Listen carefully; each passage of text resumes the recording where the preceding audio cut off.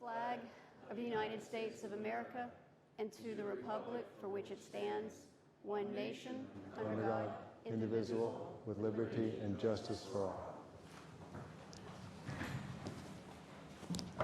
Clerk Jones, if you would call to the order. I'd be happy to, President. For the meeting of June 27th, 7 p.m. plus. Kane is absent. Councilor Lane. Here. Councilor McCauley. Present. Councilor Preston. Present. Councilor Vogel. Present. Councilor Wallace. Here. Councilor Wright. Here. Councilor Z. Here. Councilor Cameron. Here. Councilor Donahue I don't see her. Absent. is absent and present. Councilor Shan. Present. 2 absent, 9 present. We have a quorum. Late files. We have a number of them. We have Order 369, which is a Pioneer League gift, $2,800. Order 370, which is the license for a general contractor named Mazaka. Minor details. Struggling tonight, struggling. The AV department is definitely not Getting doing killed their here. I don't think we did it. Sharif, how about I open this to get Acrobat to open it? It won't open it. Well, I don't know. I can't. It only saves it if I do a download. Just go to the website. Look at the bottom. A letter from Owen Smith regarding sewer rates. We have communication 421. Communication regarding sewer rates. Mayor Reardon, Roger Jones, and Owen Smith. We have appointment 329, Jacob Majahad, 659th Street, Commission on Disabilities until 7/31/2025. We have Order 371, which is the park grant application and park designation for Market Landing. We have appointment 330, Donna Dralick, 8 Chadwick Street, Methuen, to HR Director until 7/1/2025. We have appointment 331, Andrew Port, 61 Water Street, as the Director of Planning and Development until 1/31/2024. And we have application for Yankee Homecoming, which is July 30th to August 7th. And that is it for this evening for late files. Motion to waive to accept. Second. Roll call.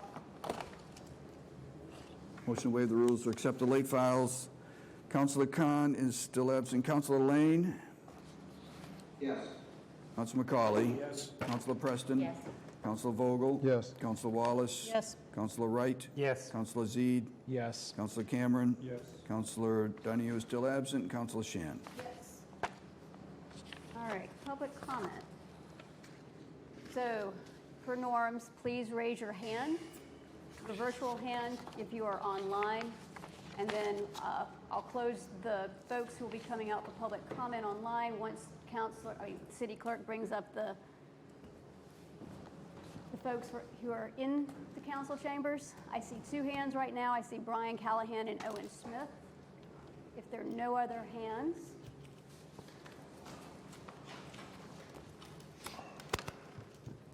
You got it, Bruce? Yes, thank you.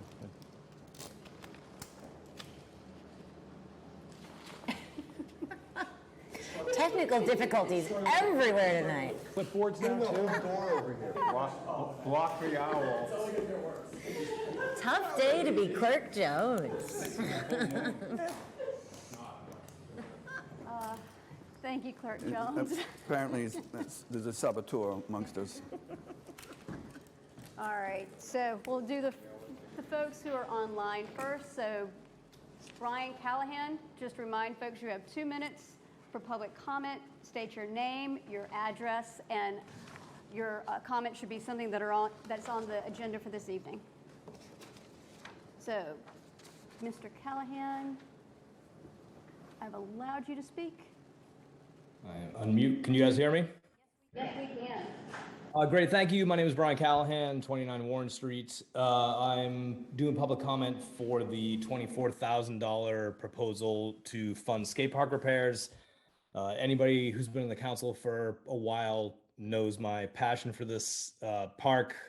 I was part of the Friends of Newburyport skate park for many, many years. I sent every one of you an email earlier today. Apologies for its brevity. I just dashed it off because I am not at home and I was enjoying pool time instead. But in case people don't know in the public, that skate park is essentially unfunded and has been ever since it was built 21 years ago. In 2014, when the Mullen and Knock project was coming up, the mayor at the time said that the park was not going to be closed, and then things changed and the builders and engineers decided it would be best if the park was closed for the entire summer. It being its most popular time of year, that wasn't a very popular decision, but we had to do it.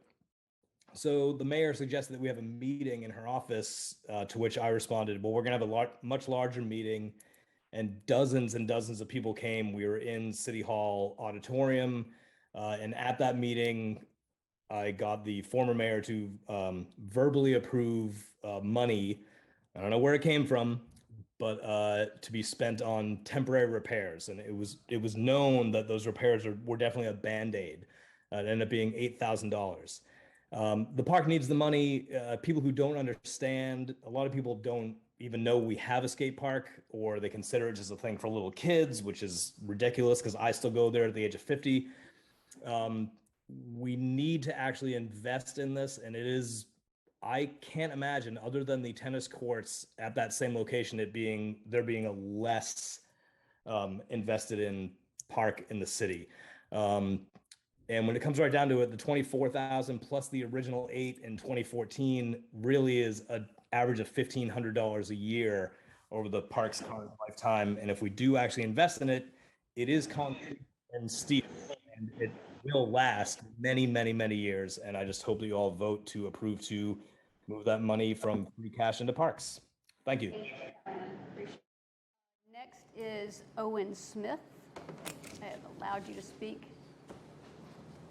Yeah, good evening. Owen Smith, 175 Story Avenue. Also, just wanted to speak briefly about the water sewer rates that are on the proposal today. Just a few comments. First, the water and sewer departments are self-sustaining enterprises, and as such, we have the Board of Commissioners there to oversee that, have a fiduciary duty to ensure that the money is being spent well and for the benefit of all the residents of Newburyport. As such, I believe that we have a need to set rates for a balanced budget, meaning we need to make a good faith estimate on the amount of consumption and the amount of cost, both operating and capital. If we do have a shortfall, either because of less than anticipated revenue or more than anticipated costs, I do view it as an appropriate use of retained earnings to minimize the volatility during the fiscal year and reduce the chance of having to do a mid-year rate increase. However, I do believe that giving that money away beforehand is short-sighted, especially with the number of unknowns that we've talked about at great length with the current economic climate. And just to kind of piggyback off the previous person's comments about paying to maintain the skate park, basically the city needs to understand that if they're going to build something, we need to allocate the costs on an annual basis on what it costs to keep it in the condition it was built. We can't afford to just build things and then hope one day that we'll have the funding to cover the cost. Roads are another good example, or anything like that. We should have a line item in the budget to cover anticipated maintenance costs caused by the wear and tear. Thank you. All right, that is it for those on Zoom. So the two we have in-house. It's Charles. Thank you. You gotta stand up. Thanks. Hi, Charlie Alvacetti here, 60 Bromfield Street. I just wanted to introduce myself. I'm up for appointment for the Conservation Commission. I haven't spoken to the council before. The only people were at the meeting last week. I don't really have much of a comment here other than, I moved to town about a year ago, and I'd like to do something to help out the community. Nice. Thank you. Thank you. And last is Matt Kane. Hi, my name is Matt Kane. I'm a resident at 63 Curzon Mill, and I'm here tonight just to speak in behalf of Lynn Scow, who I believe is up for appointment to the ZBA. And I met Lynn about 6 years ago when she coached my daughter's soccer team.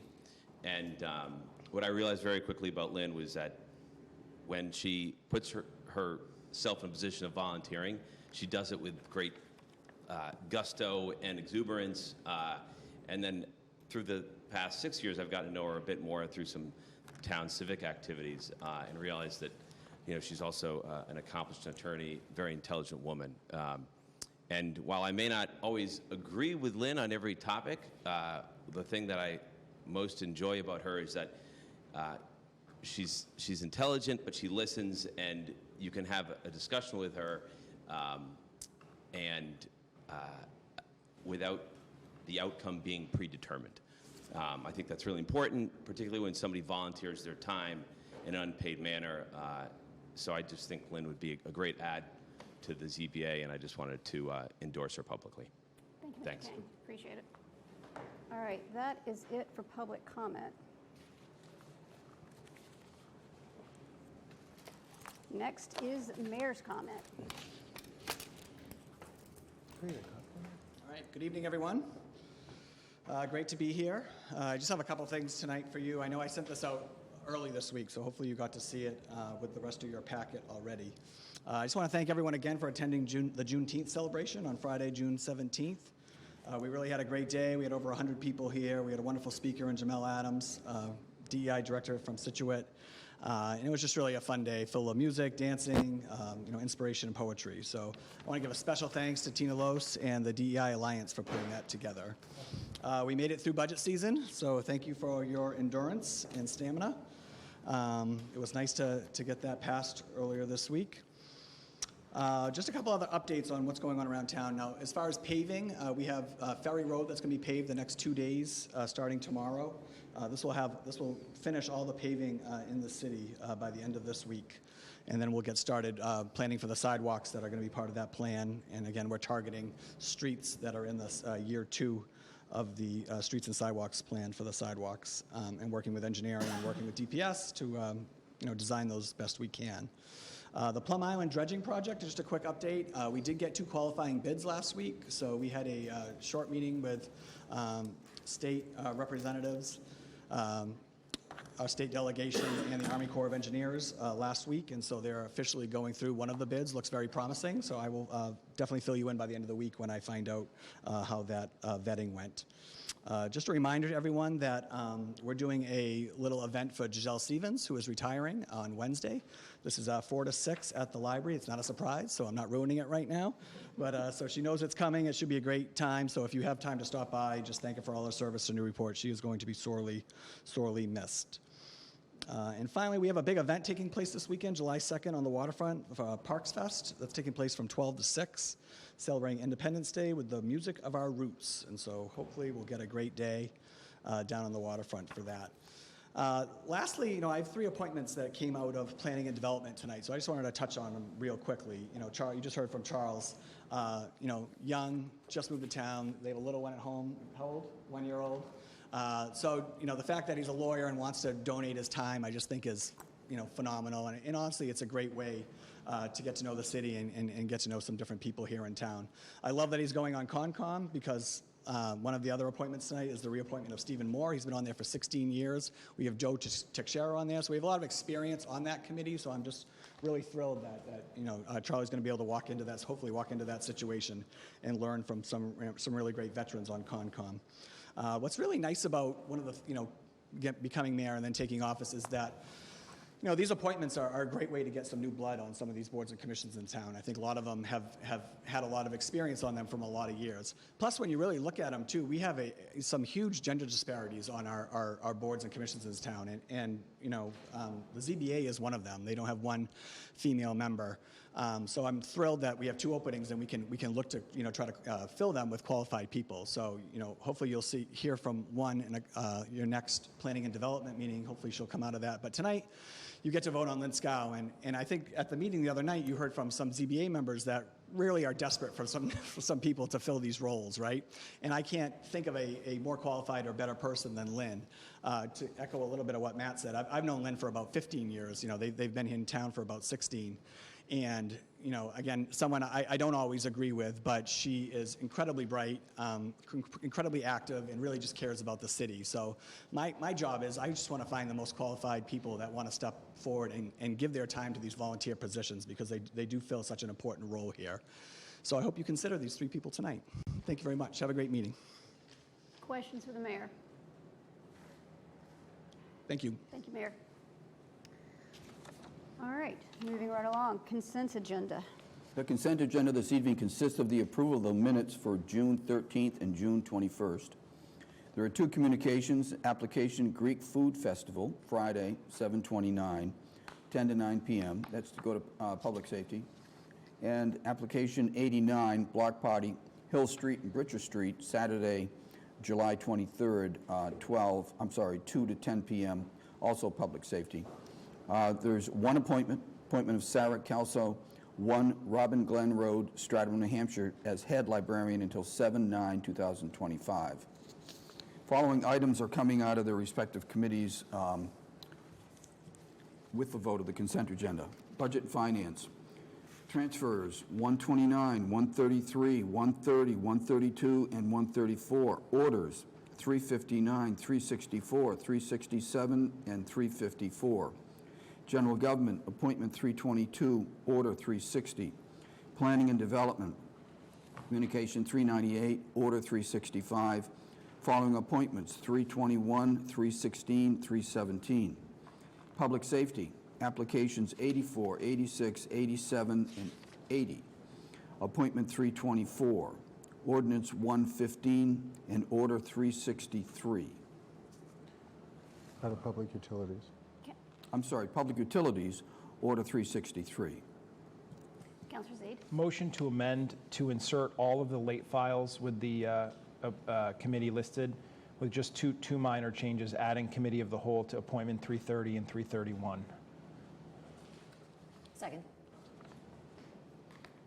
Councilor? Just for the record, if I might. Yes. President. So, Order 369, Budget and Finance, Order 370, Public Utilities, Communication 420, Public Utilities, Communication 421, Public Utilities, Appointment 329, Planning and Development, Order 371, Budget and Finance Committee of the Whole, Appointment 330, General Government Committee of the Whole, Appointment 331, Planning and Development Committee of the Whole, application 90 is to go to Public Safety, correct? Councilor McCauley? One other amendment is for appointment 328, to send that to Neighborhood and City Services. What appointment, sorry? Oh, Sarah Kelso. 328, the librarian. You want it to Public Safety, you said? Neighborhood and City Services. Is that one of them that goes to? I'm sorry? Yeah, I'm sorry, I'm catching up. To where? NCS. Thank you. And the second on that was? Counselor Wallace. Yeah, Any others? All right. Roll call.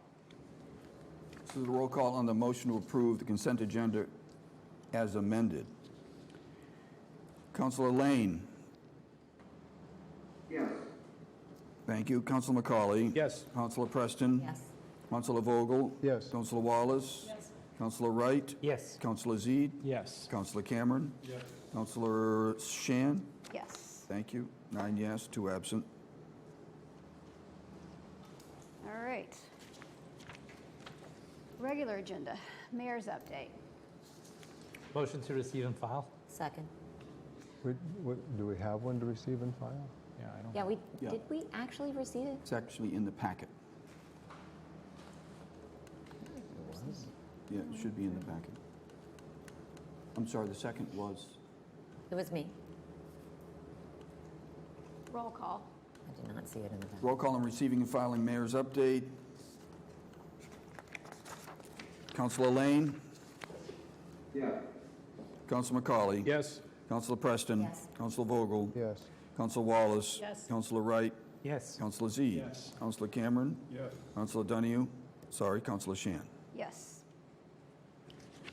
All right, seeing no first reading appointments, communications, or transfers, or second reading appointments, orders. Second reading of appointment, none. Orders. Order coming in, 368, waiver for asphalt sidewalk on Borbo Terrace. Motion to refer to Neighborhood and City Services? Second? Discussion? Roll call. On the motion to refer to Neighborhood and City Services, Order 368. Councilor Lane? Yes. Councilor McCauley? Yes. Councilor Preston? Councilor Vogel? Yes. Councilor Wallace? Yes. Councilor Wright? Yes. Councilor Zede? Yes. Councilor Cameron? Yes. Councilor Shan. Yes. Ordinances. Madam President, can we take 112 and 113 together collectively? Second?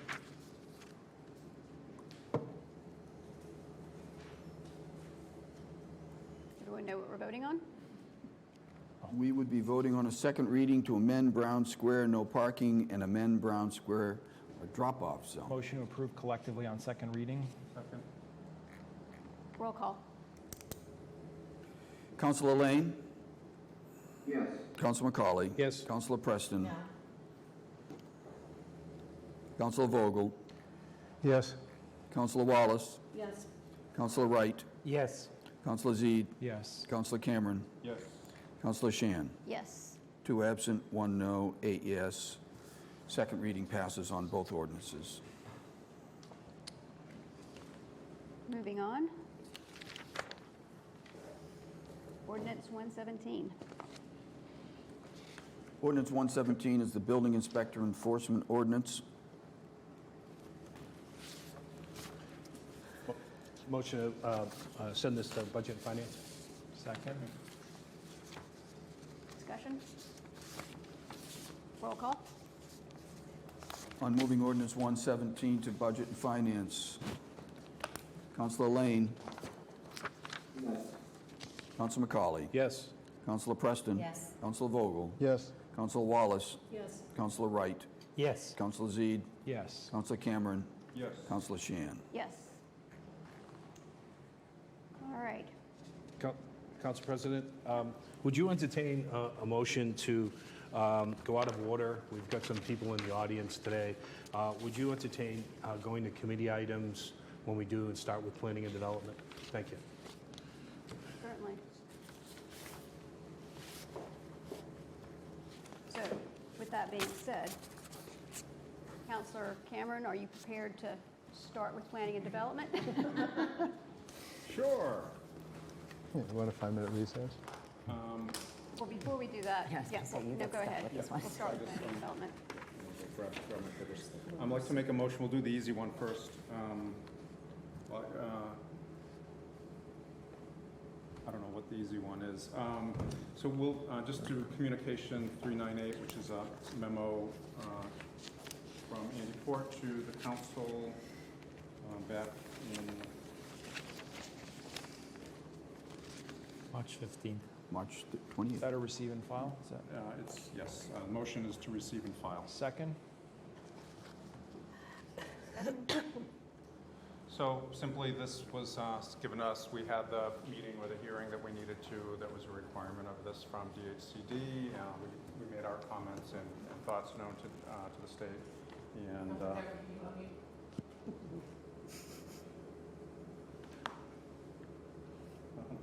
am unmuted.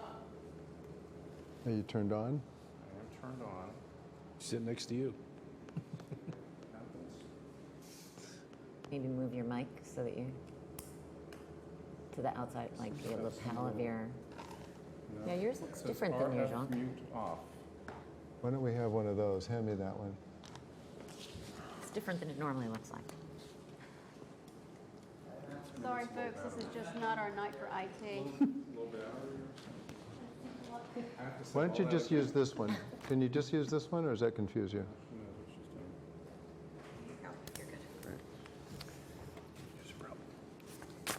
Camera number 9. So the motion is to receive and file this. So again, it was a communication from Director Port to the City Council regarding the so-called DHCD MBTA zoning reforms. We did have the prescribed meeting that we were supposed to have. I think that was in April. We did give some feedback to the state on this, and this is really just housekeeping because it's I'll second. still in committee. You get that, Clerk Jones? Yes, I had Councilor Zede seconding We it. did our second. Thank you. Further discussion? All right, roll call to receive and file Communication 398. Councilor Lane?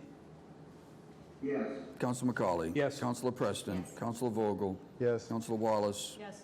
Councilor Wright? Yes. Councilor Zede? Yes. Councilor Cameron? Yes. And Councilor Shan. Yes. Okay, next, move to approve the appointment for 321. 321 Charles Alavisetti for the Conservation Commission. Thank you. So thank you, Mr. Alavisetti, for being here. Planning and Development Committee met last week, I want to say Wednesday, but it might have been Thursday, to discuss his appointment. He is an attorney and has some a good background that will be helpful for the Conservation Commission, and we approved it 3-0. They're looking for a mix of people. As I think the mayor mentioned, there's a good mix currently of people that have been there for 20, 30 years, and it takes a while to get up to speed, but we think he would be a good addition to the committee, commission. Further discussion? Roll call. Approval of the appointment 321. Councilor Lane? Yes. Councilor McCauley? Yes. Councilor Preston? Yes. Councilor Vogel? Yes. Councilor Wallace? Yes. Councilor Wright? Yes. Councilor Zede? Yes. Councilor Cameron? Yes. And Councilor Shan. Yes. Thank you. Okay, so I'm going to try to channel Councilor McCauley. I think the other matter here is, and somebody else is going to need to make the motion for discussion, but it's regarding the acceptance of a preservation restriction on 90 Water Street. I'm going to need to recuse myself, so I'll be stepping out. I'll make the motion. Okay. Second? Motion approved. Approve. Who from? You can speak to it. Okay, All right. thank you. Thank So you. I guess the motion's already been made to approve. Yes. Okay. Point of order, however. Counselor Cameron is the sponsoring counselor on the Yeah, good point. item. So, So Clerk Jones, how do we handle that? He has to recuse. I'll be happy to put my name on it if you wish. Okay. Let me just grab it.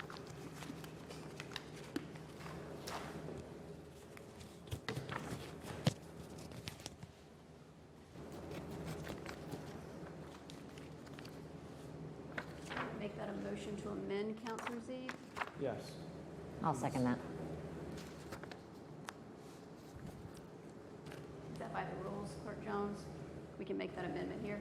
I think we should waive the rules to make the motion, right? Motion to waive the rules and to substitute yourself as a sponsor since Councilor Cameron is in. So moved. recusal. I'll second that. All right. Roll call on waiving the rules and substituting Counselor Zede's name and replacing Counselor Cameron's. Councilor Lane? Yes. Councilor McCauley? Yes. Councilor Preston? Yes. Councilor Vogel? Yes. Councilor Wallace? Yes. Councilor Wright? Yes. Councilor Zede? Yes. Councilor Cameron is recused for the record. Councilor Shan? Yes. 2 absent, 1 recused, 8 yes. Motion carries. All right, so Counselor Wallace. All right. I will do my best here. Councilor Cameron just sprung this on me. He's recusing, but hopefully Director Port is in the audience and he's going to maybe follow up after I speak. All right, so a motion is on the floor to approve now the amended order to accept a preservation restriction at 90 Water Street. This has been in the works for, I think, about 6 years, and for various reasons, they've finally gotten around to finishing up the paperwork for the preservation restriction. In return, they got some zoning relief in the past. It was reviewed and approved by the Newburyport Historical Commission. However, it has not been submitted or approved by the Massachusetts Historic Commission. So there was a question of why this was the case, and is it truly a perpetual preservation restriction? So I believe the way the language has it now, it's a 30-year preservation restriction, which is better than not having a 30-year one. But we did vote out this 3-0 approving with a condition that we were going to get additional clarity from the planning department just to check on the Mass Historic reasoning, and if he feels, and he was going to speak with Glenn Richardson, that the language is sufficient for the council to approve this. So if I may, I'd like to defer to Director Port to fill in the gaps. Director Port, you are allowed to speak. Thank you. Do you all hear me? Yes. Thank you. Yeah, so Councilor Wallace is correct. The preservation restriction here is in association with benefit that the applicant has received for making renovations and beneficial use of a particular property. This is not a common in Newburyport to get relief from the Zoning Board of Appeals, and in conjunction with that, to put a preservation restriction on the structure, a so-called, what we might refer to as a public benefit, and to make sure that the structure is not modified further without review and approval by the Historic Commission. In this instance, and Councilor Wallace is correct, the issue that was discussed last week at the Planning and Development Committee was the fact that the Historic Commission has in recent months agreed and confirmed with the substance of that preservation restriction. But the restriction is intended here to be held locally by the Historical Commission of the Newburyport, the city itself, as opposed to Mass Historical. The distinction, as Councilor Wallace correctly points out, is that when a preservation restriction is approved by Mass Historical and they are a signatory to it, it then becomes perpetual in accordance with a state statute that was set up to make sure that preservation restrictions are adopted when they're on a substantive structure in the Commonwealth, and not on any unlimited numbers of structures. Let's say in the Commonwealth, the intention here is that the Mass Historical can confirm that this structure is worthwhile of having a truly perpetual restriction on. So the legislature was essentially indicating by this particular statute that Mass Historical would be the right entity to make that determination. My understanding is, I believe at the last meeting last week, the Planning and Development Committee, Attorney Mead representing George Hazeltine, had noted that Mass Historical may not be able to participate in this particular preservation restriction because of the status or nature of that structure. I don't know that I am privy to any communication from Mass Historical indicating that, but the concern that was raised at the meeting last week by Stephanie Nikitich of the Preservation Trust was that the preservation restriction here would be held only locally and not approved by Mass Historical, and therefore would not meet the state statute for being truly perpetual. Her concern was that that may not be adequate. Attorney Mead had provided language here to indicate that the intention is to be perpetual, and that should that not for any reason be the effect, that down the road, 29 years down the road, the Historic Commission could take action, the city could take action to file something with the registry and essentially re-invoke the time period in which this preservation restriction is in full force and effect. So in essence, what you have is a perfect preservation restriction in terms of its perpetuity would be approved by Mass Historical. In this instance, it is one that's approved only locally, but has some language that Attorney Mead has proffered as being a reasonable substitute for the perpetual status that it would have under the state statute. I think that's certainly something that could be debated by attorneys, and it's not 100% clear how the courts would look at that language there. But it also does require, it would seem, potentially a follow-up action on the city's part years later, whereas a preservation restriction in accordance with the statute would not necessarily need that. So that being the case, as Councilor Wallace indicated, our intention was to get confirmation from Mass Historical as to whether or not they could or could not participate in this preservation restriction. And I don't know whether or not Attorney Mead or Mr. Hazeltine wish to address this matter further with the council, but the question there was, I think in summary, is if Mass Historical would like to participate in that restriction and can, in fact, for any reason, regardless of the state of the structure today, if they are able to do that, generally speaking, it would be preferable to have the PR be perpetual in accordance with the statute and therefore reviewed by Mass Historical, even if that does take the applicant here a little more time to get accomplished in terms of paperwork or bureaucracy. That being the case, if Mass Historical cannot participate in this one, and we've verified that, I think that's important to do on our own as well, that if that is the case, then it would make sense, I think, to follow through with what the Historic Commission has most recently discussed with the applicant here, which is to record the restriction with the language that not only clarifies its intention to be perpetual, but also allows the mechanism by which the Historic Commission could put that on record 29 years down the road, if need be, to make sure it gets maintained.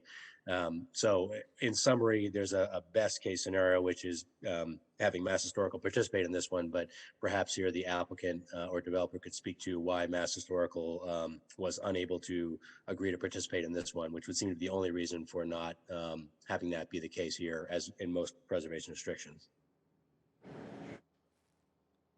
Did you get all that? All right, thank you, Director Port. So is the, George is here.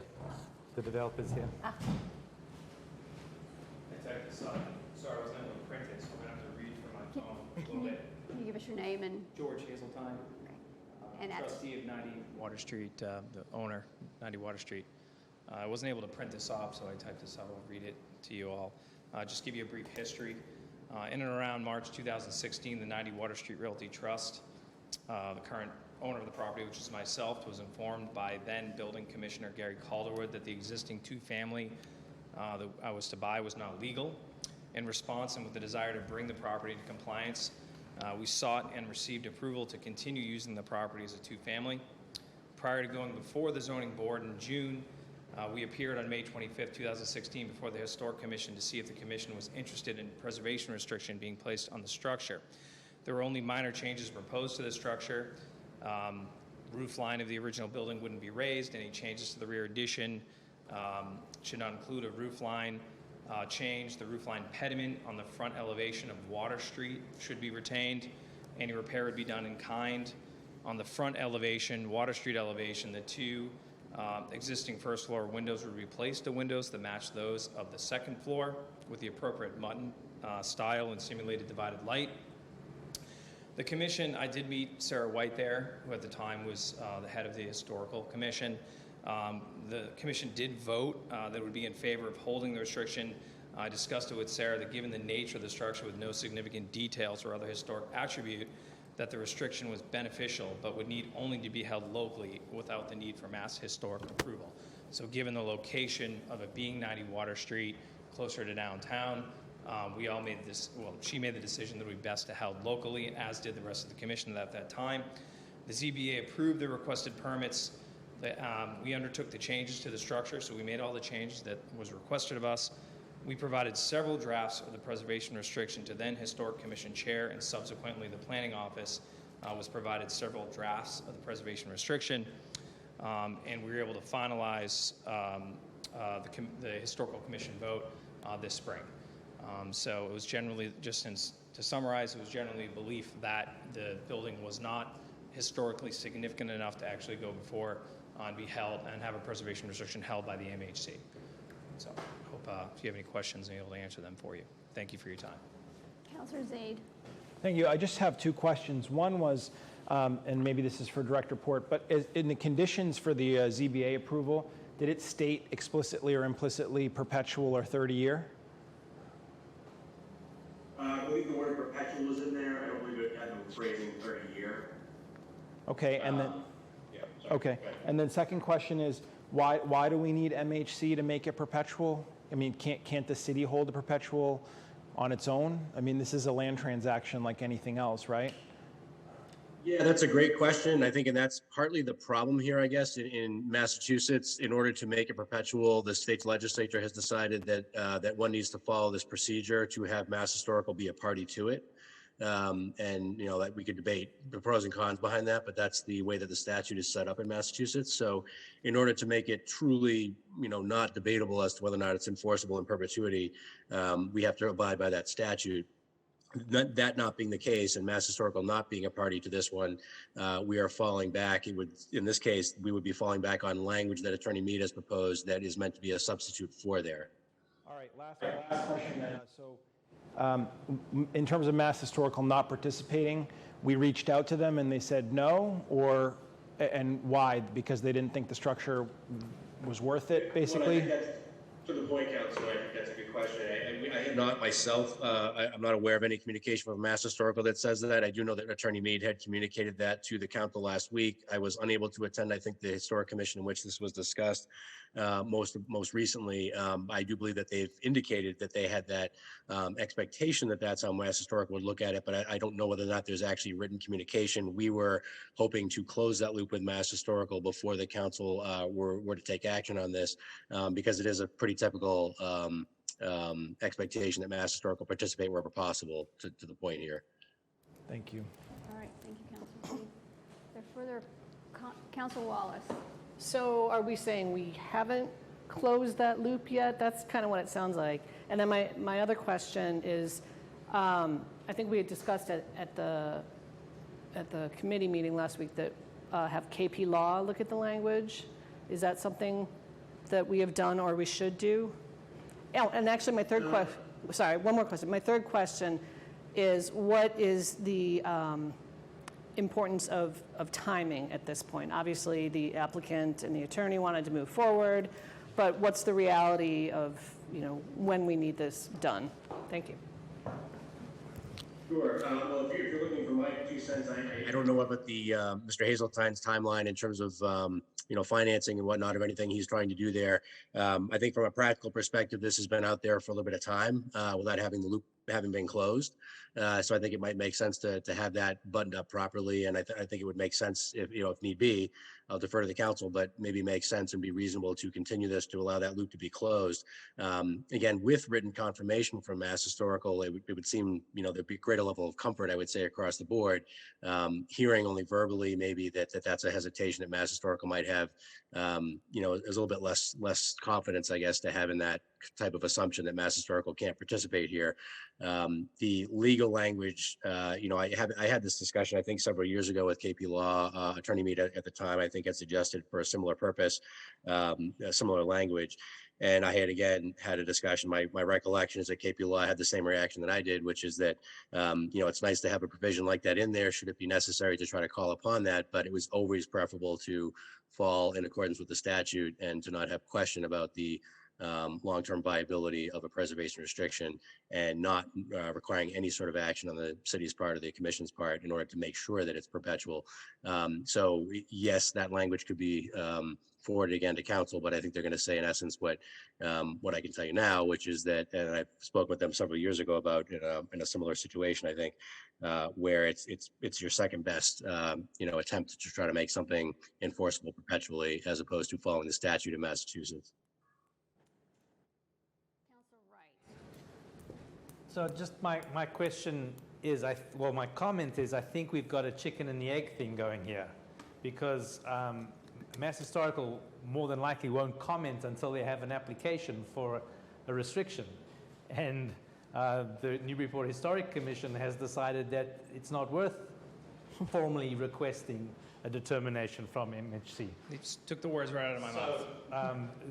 The applicant's left in an untenable situation where they can't get a verbal answer one way or the other, and Newburyport Historic Commission has made the determination that it's unlikely that MHSC will find any beneficial items that are worth preserving under their statute? 2 commissions have unanimously made that determination, and we've gone years going back and forth with, drafts and whatnot, and finally got everyone to agree. It did get voted out of committee with a unanimous vote, so I just please ask that you consider that. It is 30 years of protection. Thank you, Mr. President. So Director Port, and then certainly. Certainly, Director Port. Sorry, yeah, just to the point, I don't know that we have heard our Historic Commission here driving that point that Mass Historical could not participate here, or that question should not be sent. When I most recently checked with our Historic Commission chair following that meeting, the last Planning and Development Committee meeting, he actually felt that that was a reasonable thing to check into.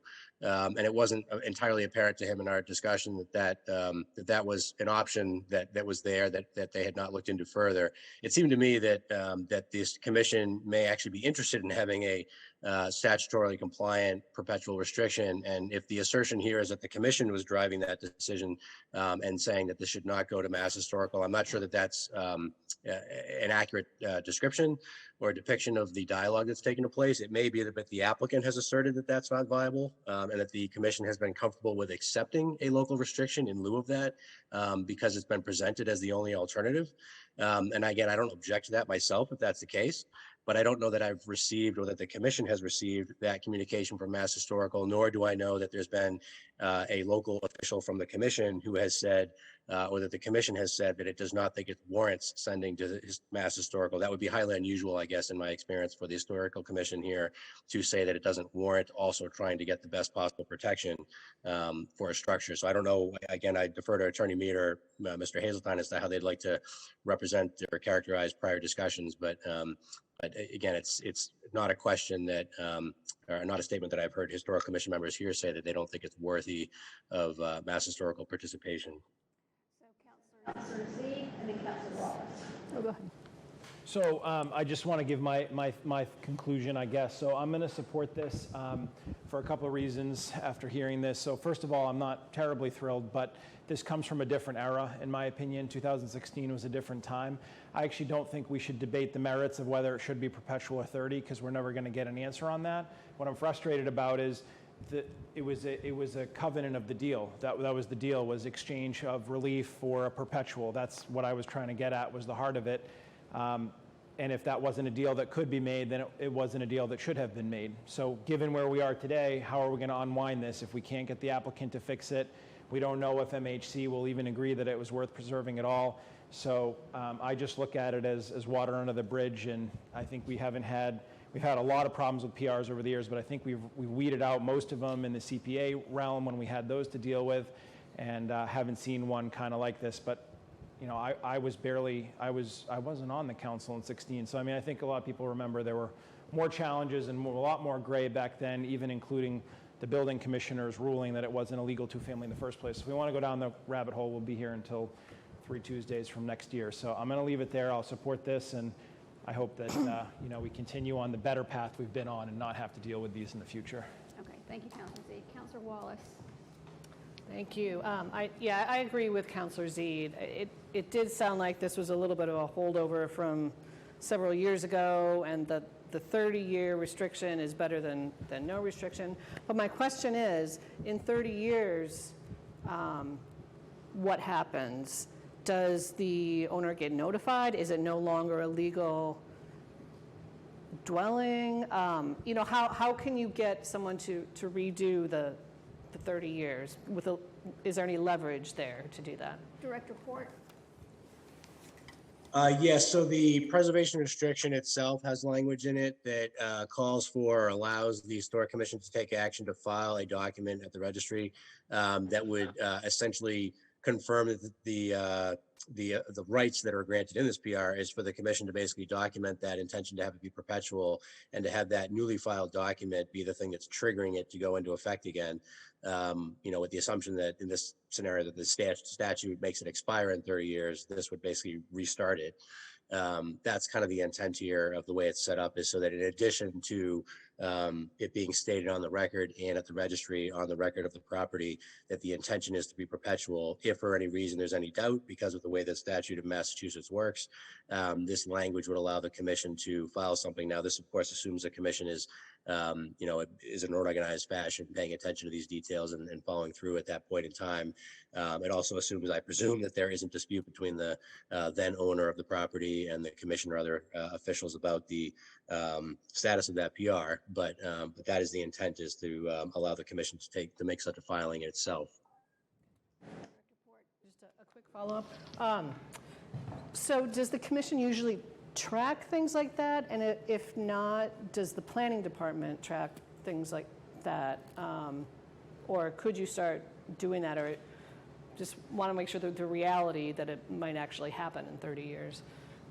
Sure, that's a great question. We in the office have been trying to create a better and better database, if you will, of preservation restrictions and other types of permits and restrictions in the city. It becomes more difficult, of course, with the different complexities of things that need to be kept track of. How do we set the timers for those? Who do we remind? If there's a revolving door of staff coming in, going, how do we automate things? So we are doing our best to keep track of where the PRs are in the city, but some of them have unique provisions, and they would require some sort of clock to be running. So unfortunately, I don't know that we have, say, a piece of software or something that's automated today that will certainly be in effect 30 years from now. But we are doing our best to keep at least, if you will, in a simplified perspective, a tabular format of these pieces of information. And that way we can keep tabs on them. But there's a lot of different details in each of these types of permits or restrictions. So being able to keep track of them all obviously is a difficult task. And so the less things that have to be, pulled up for reminders 30 years from now, generally speaking, the better. Then Councilor Zede. Thank you, Council President. If I may direct a question to the applicant. I'm just trying to understand exactly. I mean, it's been so many years. So we do not have a response from Mass Historical. Is that an accurate statement? That is, as far as I know, that is an accurate statement. We don't. And do you know whether or not that question has been posed to them directly? Do you know? I don't know if that question has been posed to them directly, but I will say that we had this definitive discussion with the original commission, which is why they made that recommendation at that time. Because at that time they said that they had contacted, or no, No, just that they had recommended it for a local restriction. Just for local, okay. And in terms of your time frame or timeline, I don't know how this is impacting you one way or the other. Could you enlighten us with that?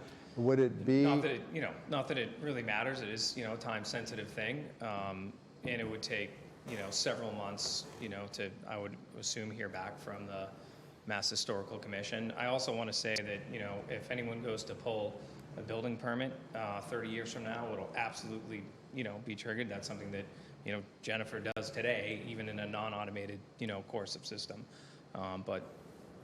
So what is the time sensitivity? Aside from the fact that it's been forever? Yeah, time sensitivity is that I own the property with my brother who needs to sell it, and I'm trying to follow through with that request for him, and it is a time-sensitive nature for that respect. Putting all the pieces in place so it can be sold cleanly. That's correct. Okay, thank you very much. Thank you. Councilor McCauley. Yeah, we should have just, in my opinion, we should have voted on this without talking about it. Because the more we talk about it, the worse it gets, right? You keep pulling the string and everything keeps imploding onto itself, right? So we have a building that's not historically significant enough for Mass Historical to even get an application. Yet our own historical society has determined that 30-year restriction is better than nothing. And we have a deal done by other boards to renovate the property and probably make it better, but in exchange for something they can't actually deliver on, right? And so I've spent 3 years of my time here trying to get rid of these deals, right? And make them more transparent to everyone in the world. So that, and this isn't one of those deals, right? And so I don't know how I'm going to vote. I understand the circumstances that are here right now, but this is just, this whole thing is just wrong. Thank you. Thank you, Councilor McCauley. Councilor Z. I just wanted to answer the question that was asked earlier. So the language that I thought was the most relevant is, in any event, at the expiration of 29 years, the grantor does hereby grant the commission the right to file an extension of this restriction, pursuant to the power. So you have to wait 29 years, so you can't do it early. The second thing is, in my humble opinion, if you really want this to happen in 30 years, you'd be better to transfer the preservation restriction from the Historic Commission to like a preservation trust, or have them hold the PR, and this agreement does allow for this to be passed on. It's a property right like anything else.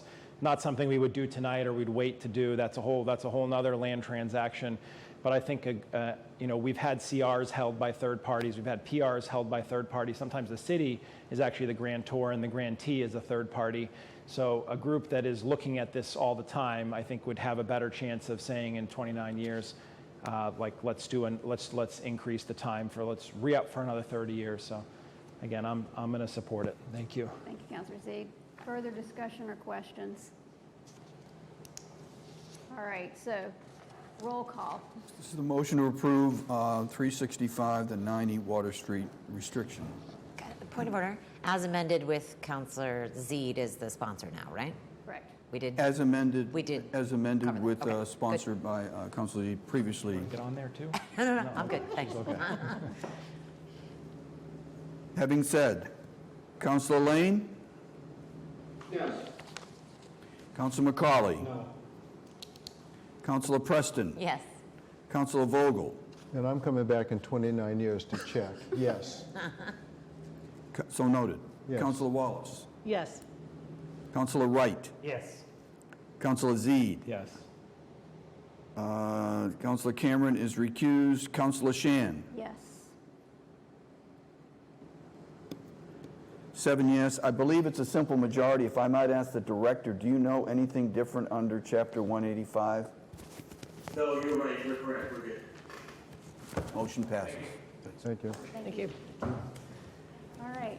Someone like to get Mr. Cameron?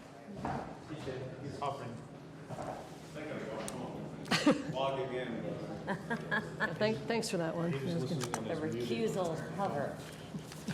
All right, Councilor Cameron, other items coming out of You planning and should have development? muted that. We heard you snoring. Unmute myself, I hope. Thank you, and I apologize for the late notice on that. And thank you, Councilor Wallace. Next, I'd like to make a motion to approve the appointment 316 of Stephen Moore to the Conservation Commission. Second. Discussion. Thank you. So Mr. Moore appeared before Planning and Development last week, and I know a number of other councilors were there because we had items that were also Committee of the Whole. So he's been on the Conservation Committee for 16 years. Biologist by trade. He doesn't seem to think that has anything to do that would be helpful, but he said he's learned a lot over the years. Recently, Paul Healy, who'd been on for 35 years, I think has stepped down or is about to step down. And, he just talked about it, taking a couple of years to kind of build up, and he's up for another tour. And we asked him a few questions and asked a little bit about some of the issues that they're dealing with. He also said it'd be good to have a civil engineer on the Conservation Commission, and Councilor Wallace is thinking about that someday. But we did approve him 3-0. Thank you, Councilor Cameron. Discussion.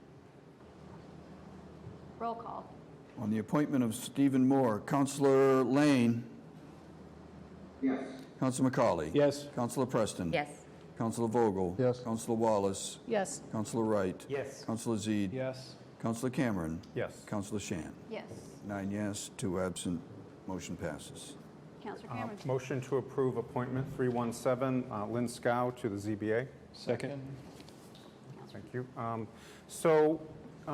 We did report this out of committee. It was 2 in favor, and I voted present at that point.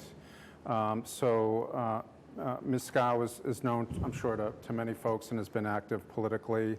To me, it really comes, and I did exchange some communication with her and thought about this over the weekend, is this a person who has the background, experience, temperament to be productive on the ZBA? And, to me, it's not about, her positions on any of the past political issues, some of which did involve the council, or maybe all of them did, as far as I know. But, for me, there's a need for, membership on the ZBA. There are no women currently on it. We do have another appointment, Patricia Pecknick, that we'll be getting to shortly, hopefully for the July 11th meeting. A ZBA member was in attendance who said he thought both candidates were qualified. So to me, based on what Lynn Scow said that evening, I feel like she'd be able to do a good job. Play it straight, be fair, not lean towards the applicant nor against. As people know, similar to the council, sometimes things that seem very easy and reasonable, you'll have a lot of abutters, in the case of the ZBA, or in our case, residents coming in opposition. And sometimes there are things that are really difficult. Say an applicant before the ZBA really proposes something that is pushing the boundaries of zoning, and you get a lot of people there in favor of it. So sometimes you're just going to have to play it straight, make the best decision that you can. I feel like she can do that. This is an appointment that will fill a vacancy through May of next year. I believe Ms. Pecknick's appointment would go maybe a little further into July. So again, they need members, and I feel like she would do a satisfactory job. Thank you. Thank you, Mr. Cameron. Further discussion? Councilor Preston. Yeah, I just wanted to speak to this. Both, in terms of Ms. Gow, but also in reference to, we did receive some people sent some communications objecting to her appointment, and I want to speak to it because, even to a casual observer, I think people will know that Ms. Shao and I have not always been on the same side of some political things, and certainly have not seen eye to eye. And while we come from different ends of the political spectrum, and I suspect that we disagree on many different fronts, that alone does not disqualify her from being an asset to the city, and I firmly believe that this sort of natural tension is good for democracy. I often say that the city runs on the backs of volunteers, and we need as many good, qualified candidates as we can get. On paper, Ms. Shao is certainly qualified for the ZBA. However, as anyone knows, when hiring, it takes more than just a good resume. It takes good temperament to excel. And while Ms. Shao's resume is impeccable and her temperament has certainly served her well professionally, her previous conduct, quite frankly, gave me a good deal of pause regarding her working in municipal work. Therefore, I asked to sit for coffee with her recently to get to know her outside of our previous differences and talk about how very different municipal work is from sort of regular life and regular work. It was certainly a steep learning curve for me when I joined the Tree Commission. And, collegiality is so much more important when you're dealing with volunteers who may have very different ideas about how to do the city's work. And frankly, it's reporting to or answering to a resident is very, very different than answering to a boss. So if Ms. Shao is appointed to the ZBA, I sincerely hope that she understands that a win at all costs mentality will not always serve the residents of Newburyport well. And sometimes a softer hand will be much more effective than force. So luckily, Ms. Shao's appointment, as Councilor Cameron spoke to, is less than a year. I will certainly be, if she is appointed to the ZBA, I will be looking closely at that, and I will not hesitate to say no to her appointment when we revisit this in May. Thank you. Thank you, Councilor Preston. Councilor Vogel. Thank you, Council President. I'll be brief. Following that eloquence, I'll make my statement very briefly. Based on my experience in observing and hearing from Ms. Shao, I cannot at all vote in favor of this appointment. Thank you, Councilor Vogel. further discussion? All right, roll call. Roll call on the appointment of Lynn Chow. Councilor Lane. Yes. Councilor McCauley. Yes. Councilor Preston. Yes. Councilor Vogel. No. Councilor Wallace. Yes. Councilor Wright. Yes. Councilor Zede. Yes. Councilor Cameron. Yes. Councilor Shan. Yes. Motion passes. Anything else? Just very quick, and I know we have a number of other items coming up. We will be, hopefully before July 11th, which is the one meeting we have in the month of July, we did have an extended conversation regarding the acceptance of the stables, this Colby Farm Lane, Lot 3.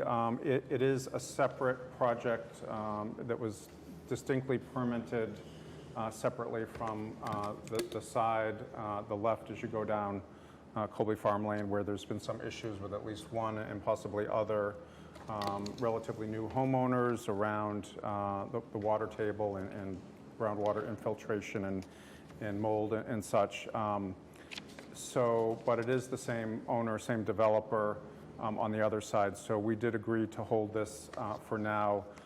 Director Port was going to be trying to pull together zoning enforcement with the building department and the health department to meet with the owner and try to find a resolution for the existing problem that I know several of you are aware of, and hopefully we can find some solution there and then just take this up on its merits. And also we'll be bringing out the net zero energy piece shortly, and hope to be meeting in the next week or so to bring some more appointments before you on the 11th. Thank you. Did you plan on doing short-term rental units before? Yes, how can I forget that? That would not be, I don't think we did, I think we have a sense just based on scheduling that we're not going to be ready for July 11th, but August 8th, which would still be in the timelines. So that we'll have a committee of the whole, I'd say sometime in mid-July, just to try to get all the issues out and see if we can bring it in for a landing for then. Thank you. That's it for planning and development? All right. Thank you, Councilor Cameron. So let's go back to the beginning. Nothing on the ad hoc on economic development. As far as ad hoc on Market Landing Park, I will remind the committee members that we do have a meeting all Zoom on Wednesday night at 6:30, 2 hours, to discuss 75% design. With that, budget and finance. Councilor Zade. Okay, thank you, President. So a number of things to go through. I think we'll do the long one first. So that is transfer 129, which is the overall, it's about $3 million. We did do this project by project in committee, so my intent was to do the same here.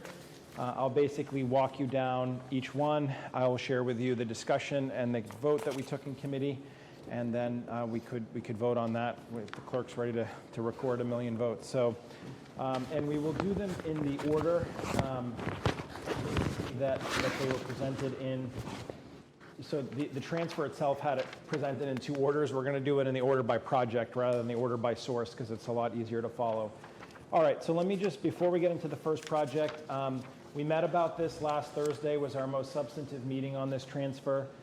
Ethan Manning was kind enough to prepare some information for us. One was the first question was to discuss the sources rather than discussing the source through each and every project. So I just want to give you a couple of numbers without hopefully being too overwhelming. There are several sources in here, many sources, but the 4 biggest ones would be free cash, water enterprise, sewer enterprise, harbor master enterprise. And I'm going to give you these numbers as quickly as I can. Should all of these transfers pass, plus all the transfers we have done, even as recently as last week, whether they've been spent or not, they've been encumbered, they've been held on to. Free cash would end at $876K. Water would end at $695K, and that includes using $100,000 towards the rates, which will come up a little bit later on tonight in public utilities, but just assuming that occurs. Sewer would end at $855, and harbor master would end at $570. And then there's a smattering of other accounts that are basically being depleted to zero. These are the sort of orphaned accounts you see running through here. So that's how we started committee, so that's how I wanted to start here as well. Okay, so getting into the projects, the first one was Stabilization Trust Fund. The overall transfer into this is $415,181, made up by several. The largest transfer in is from maintenance of a so-called capital improvement trust fund. We asked about where that trust fund came from. I guess it was set up some administrations ago, but has never really been utilized, so this is somewhat of a consolidation. The second biggest account would be free cash, and then smaller amounts from there. There's a current balance in this stabilization fund of 3.52. This appropriation would bring it up to that 5%, which is considered the best practice for a stabilization fund. Councilor Vogel asked, is this essentially all the accounts that we could find that had money left over? And I think that was a broad question across this whole, and the answer was, yep, this is Ethan Manning, I think to say it succinctly said, nope, this is it. So this first one comes to you 3-0. Discussion. You're doing the motion to approve on each? Yes, please. So motion to approve, I'll call it Stabilization Trust Fund. Second. Questions? Councilor Wallace. Thank you, Chair. Just a general comment before we get into some of these. Going through this, we have $3 million of capital, which is fantastic, that were from these funds. And my biggest priority has always been safety, traffic safety projects. So there may be many of these that I vote no to, not because they're not good projects, but because I need to represent my Ward 4 residents.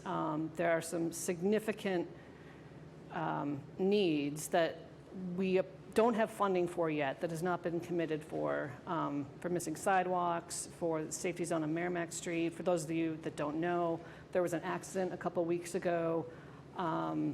Everybody was fine, but it was at the Community Action Incorporated school where a mother was taking out 3 of her children, and a truck came down, hit her car door. A second or two difference, it would have been not good. So some of these projects need to be accelerated. Also in here, it seems like some of these are estimates. We don't know exactly what the costs are going to be. So again, if I vote no on them, it's not that they're not good projects, but it's just my way of saying I think we need to consider these traffic safety projects as well, because that's what the residents, at least in Ward 4, are screaming for. And also as we go through some of these, my other question is, is this a decision that has to be made right now, or is this something that could be kind of vetted out a little more depending on the source and the project? I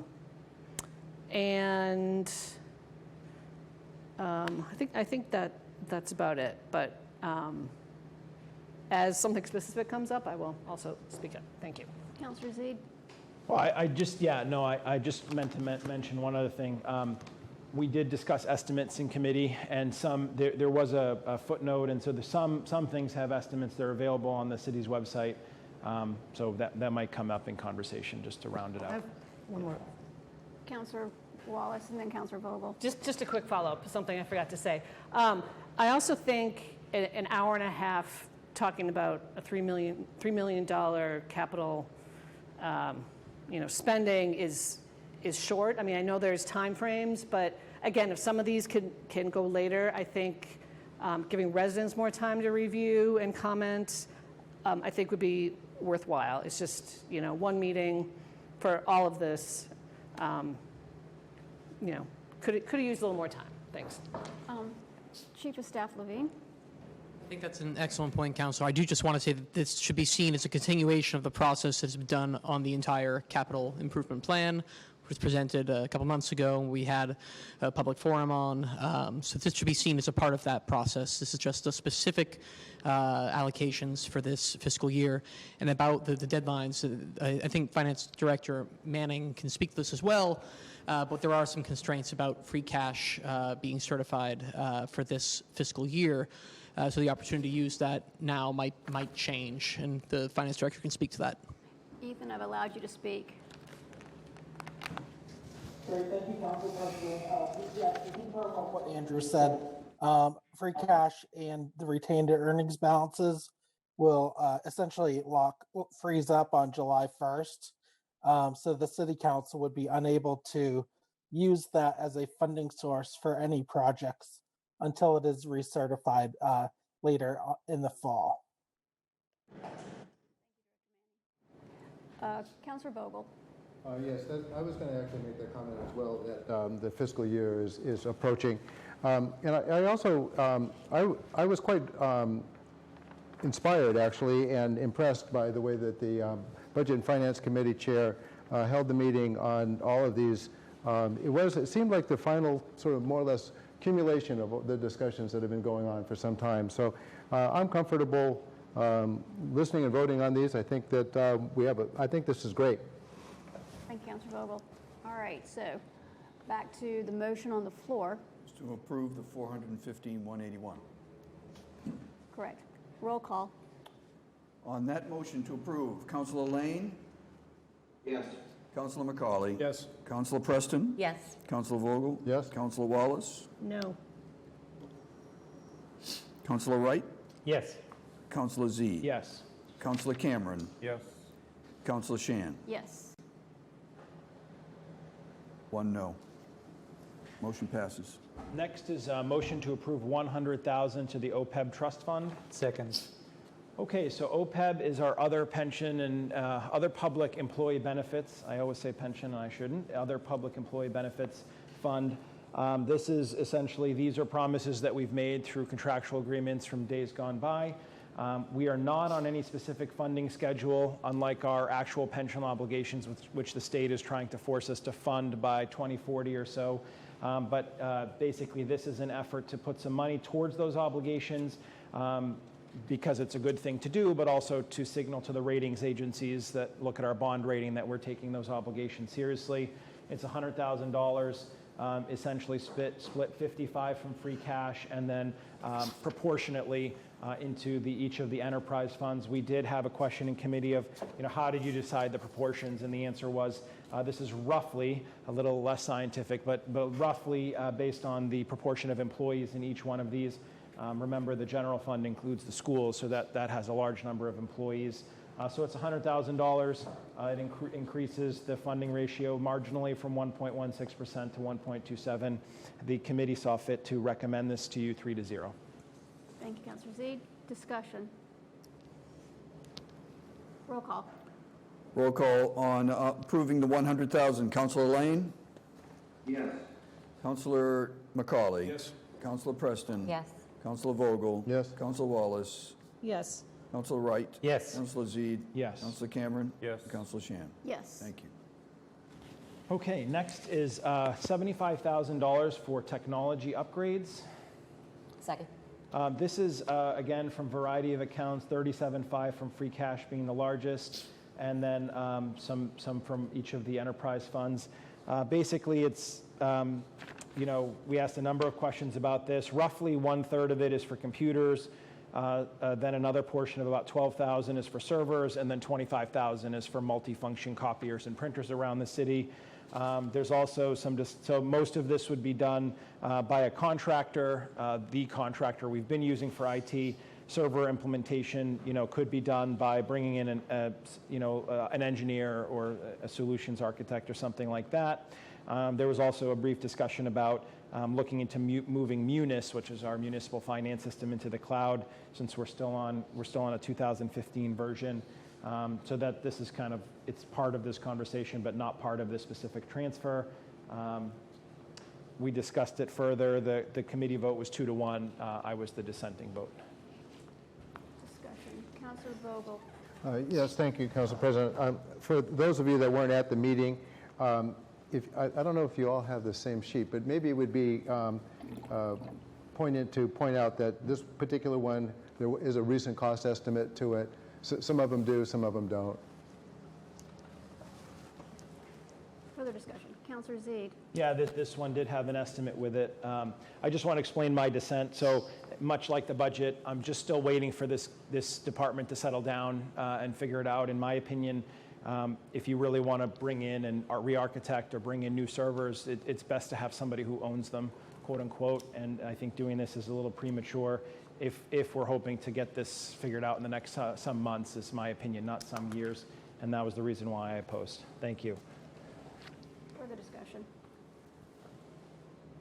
Roll call. Motion to approve the $75,000. Councilor Lane? Yes. Councilor McCauley? Yes. Councilor Preston? No. Councilor Vogel? Yes. Councilor Wallace? No. Councilor Wright? Yes. Councilor Zede? No. Councilor Cameron? Yes. And Councilor Shan? Yes. Motion passes. 6-3. Yes. All right, next up is repair, replace fire radio equipment, $55,000. This is a fire department initiative. We did hear a little bit about this during the CIP. The most probably, basically we're replacing radios in the fire apparatus, the trucks and so forth.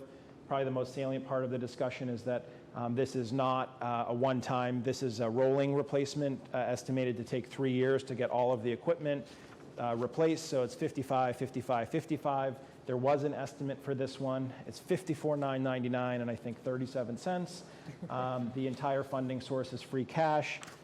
We did, Councilor from Ward 5 did ask, what's the funding plan for years 2 and 3? And the answer was, we're not sure, but generally speaking, likely we would return to free cash. The committee recommends this to you 3-0. Discussion? Roll call. On the $55,000, Councilor Lane? Yes. Councilor McCauley? Yes. Councilor Preston? Yes. Councilor Vogel? Yes. Councilor Wallace? Yes. Councilor Wright? Yes. Councilor Zede? Yes. Councilor Cameron? Yes. And Councilor Shan? Yes. Thank you. Next up is police station locker rooms. This is $150,000. Motion to approve. Second. Thank you. So this is $150K. I think we did have the marshal in a couple of times throughout the budget process and discuss some of the challenges they're having with the locker rooms. So the $150K would go towards that. The two things I want to mention here are, one is this is the first one where we're seeing a funding source, which is the Newburyport 40R zoning incentive. So just to fill in a little bit of a gap there, when 40R was passed, part of the inducement from the state to get communities to consider it was an offering of basically cash. We did probe around that. The zoning incentive is essentially acts like free cash. It doesn't have any real restrictions to note on what you can spend it on. I believe that we're using the entire amount here. The initial balance was somewhere in the 500s, and then it's broken down here into various things. This is one of the projects it's going to. The second funding source is the dive team. So I wanted to mention that because we asked briefly about that. But unfortunately, it seems like the answer we got is that the dive team sort of is defunct at this point. Efforts were made to try and keep it going, but difficulties with personnel wanting to do it, and it's obviously a very perishable skill and all those sorts of things. So there's 41.6 here that was appropriated at some point towards dive team equipment. It gets folded into this, and that would be the end of that. The estimate from this project is from 2022, but it does have to go to bid because of its size. After discussion, 3-0 in committee.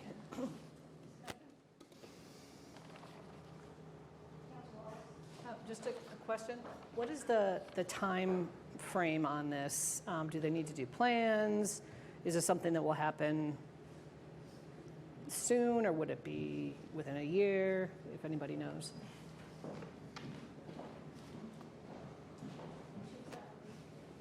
My understanding is this is something that they can advance in this year. While we don't have an updated estimate on this one, just because the contractor that the marshal contacted wasn't able to do that in the last couple weeks, it is something that they want to move quickly on, and they've been talking about it for a while.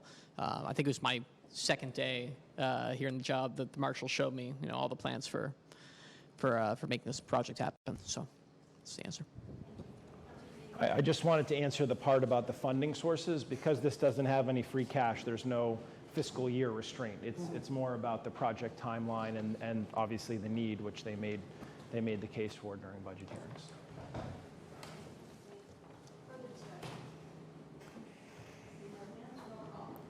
Motion to approve the $150,000. Councilor Lane? Councilor McCauley? Yes. Councilor Preston? Yes. Councilor Vogel? Yes. Councilor Wallace? Yes.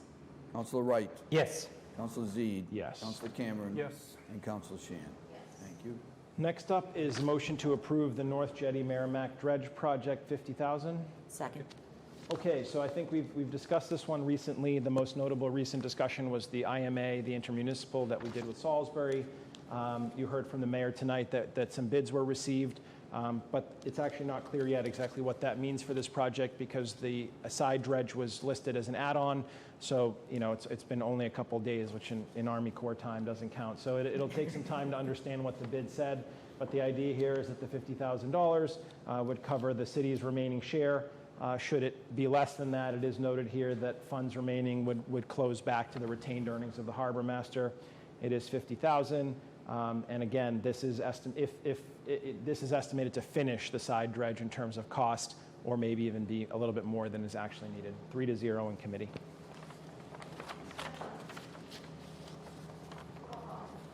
Roll call approving the 50,000. Councilor Lane? Yes. Councilor McCauley? Yes. Councilor Preston? Yes. Councilor Vogel? Yes. Councilor Wallace? Yes. Councilor Wright? Yes. Councilor Zede? Yes. Councilor Cameron? Yes. And Councilor Shan? Yes. Thank you. All right, next up is motion to approve $70,000 for a mooring puller. Second. So this is a request from the Harbor Master and the Harbor Commission to utilize $70,000 entirely from Harbor Master retained earnings. This is a purchase of a mooring barge. Paul Hogg, the Harbor Master, was on a budget call earlier and explained that the desire for this is to, they already do things with moorings, of course, but they use some of the other boats in their fleet.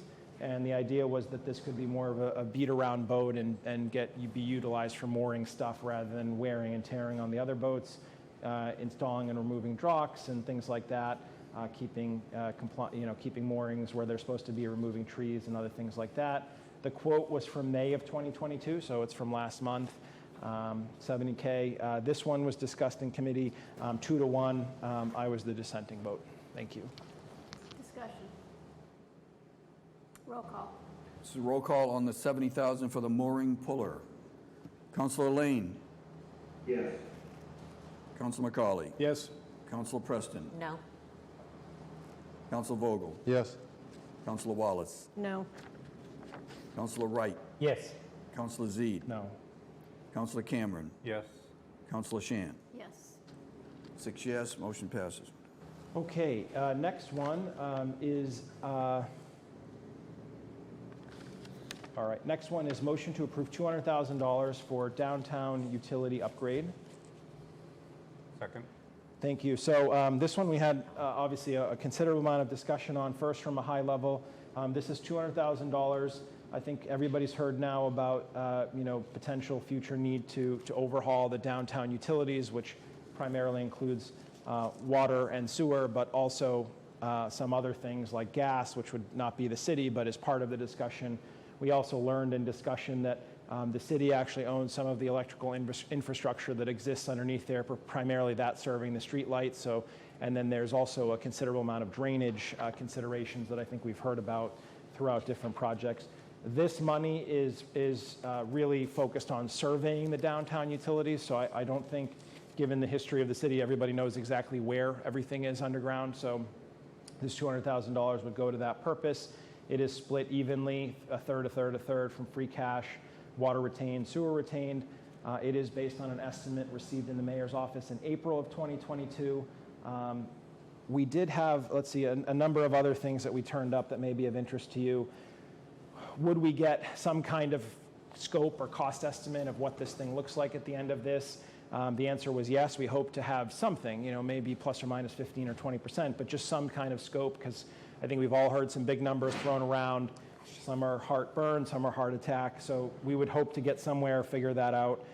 Next would be, Jamie Tuccolo was there from DPS. He said the thought was that this is just for survey, but that design would be somewhere around $1.5 million or in that area.